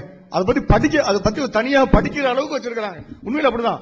டெக்ஸ்டுவல் கிரிட்டிசிசம் சொல்லிட்டு ஒரு தனி சப்ஜெக்டே இருக்குது. டிவினிட்டி படிக்கக்கூடியவங்களுக்கு, தியாலஜி படிக்கக்கூடியவங்களுக்கு தெரியும் அது. அப்புறம் ரெஸ்டோரேஷன் தான் விட்டு போனதை திரும்ப சேர்க்கிறது. ஏதாவது வசனங்களை விட்டு போச்சா சேர்க்கிறது தான். கடவுளுடைய வார்த்தையில சேர்க்கறதுக்கு உனக்கு என்ன வேலை? இதெல்லாம் விட்டு போச்சு, நான் எப்படி சேர்க்கிறது? ஆளுக்கால இஷ்டத்துக்கு சேர்த்ததுனால தான் வந்த வேணை. அப்புறம் அரபிக்குடைய ஒரிஜினல் குரான்ல, அரபிக் ஒரிஜினல்ல பிராக்கெட்ஸ் இருக்கலாம், அது காட்ட சொல்றோம். அது காட்டுறாங்க, தந்தாங்கன்னா அதை பத்தி பேசுவோம். ரெண்டாவது, இருந்தாலும் இதுக்குள்ள தலைப்பு இல்ல, தரட்டும், அப்படி ஒண்ணுமே கிடையாது. செகண்ட்லி, பைபிள் இஸ் ட்ரூன்னு சொல்லிட்டு தபரி கோட் பண்ணாராம், கசாலி கோட் பண்ணாராம், புகாரி கோட் பண்ணாராம். Let anyone quote. நான் கேட்கறதுக்கு என்ன பதில் சொல்றீங்க? Let Ghazali come and answer this. Let Buhari come and answer this. Let Tabari come and answer this. Or at least, if you are quoting them, you answer this. அவர் சொன்னார், இவர் சொன்னார் வேண்டாம். I am producing evidence just before your eyes. You are saying someone said this, someone said that. அவர் சொன்னாரு, இவர் சொன்னாருங்கிறீங்க. நான் கண்ணு முன்னால ஆதாரத்தை காட்டிட்டு இருக்கேன். உங்க பைபிளுக்கு இவ்வளவு குளறுபடி இருக்கு. It has been already refuted. எல்லாம் முன்னாலே மறுத்தாச்சு. என்ன மறுத்தாச்சு? முன்னாலே மறுத்தது இப்ப சொல்லுங்களேன் சபையில. You just, whatever has been refuted, you just put it down in this audience, before this audience. Right. He said some more things. Even if those brackets nikitam, there has been no change in the doctrine.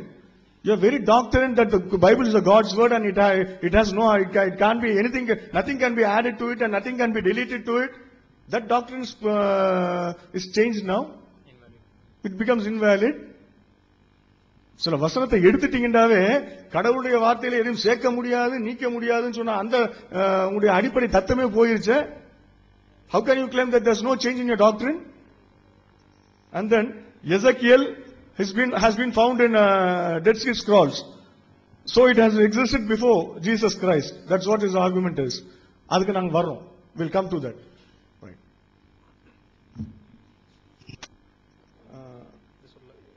Translate பண்ணிருங்க. Okay. So if you read these verses, whatever is in the slide, all are from 2 Chronicles chapter 22 verse 2. In one of the translation, KJV, as it is popularly known, you would find the word 22. That's what it's the translation. And other two verses like the Catholic Bible and the general translation. General translation, you will find 42. Now tell us whether it is 22 or 42. And these contradictions are in the two different Tamil translations. If you accept one of the verses as God's word, you will have to deny the other one. Over. Next. Now take Luke 10:1. அதுல 70 அப்படின்னு சொல்லிட்டு இருக்குது, 70ன்னு சொல்லிட்டு இருக்குது. அதுக்கப்புறம் இதுல பாத்தீங்க ESV ல 70ன்னு இருக்குது, ESV ல 72ன்னு இருக்குது. Which is right? 70 or 72? Next. Then in today's New International Version 72, அந்த 10 இருக்கு பாருங்க, பெருசா 10 போட்டுருக்கு பாருங்க, அதுல பாருங்க 72 appointed 72 ஒரு D ஒன்னு போட்டுருக்குது. அந்த Dக்கு கீழே பாருங்க, கீழே எஸ் D போட்டுருக்குதா, அது கீழே பாருங்க, கீழே D போட்டு some manuscripts 70 also in verse 17. சில manuscriptல 17 இருக்குதான். அப்ப உங்களுக்கு 70யா 17ன்னு தெரிய வேண்டாம், விட்டுற வேண்டியதுதானே. அத எது ஒரிஜினல் வேர்டு, எது கடவுள் சொன்னது, எது கடவுள் சொன்னது.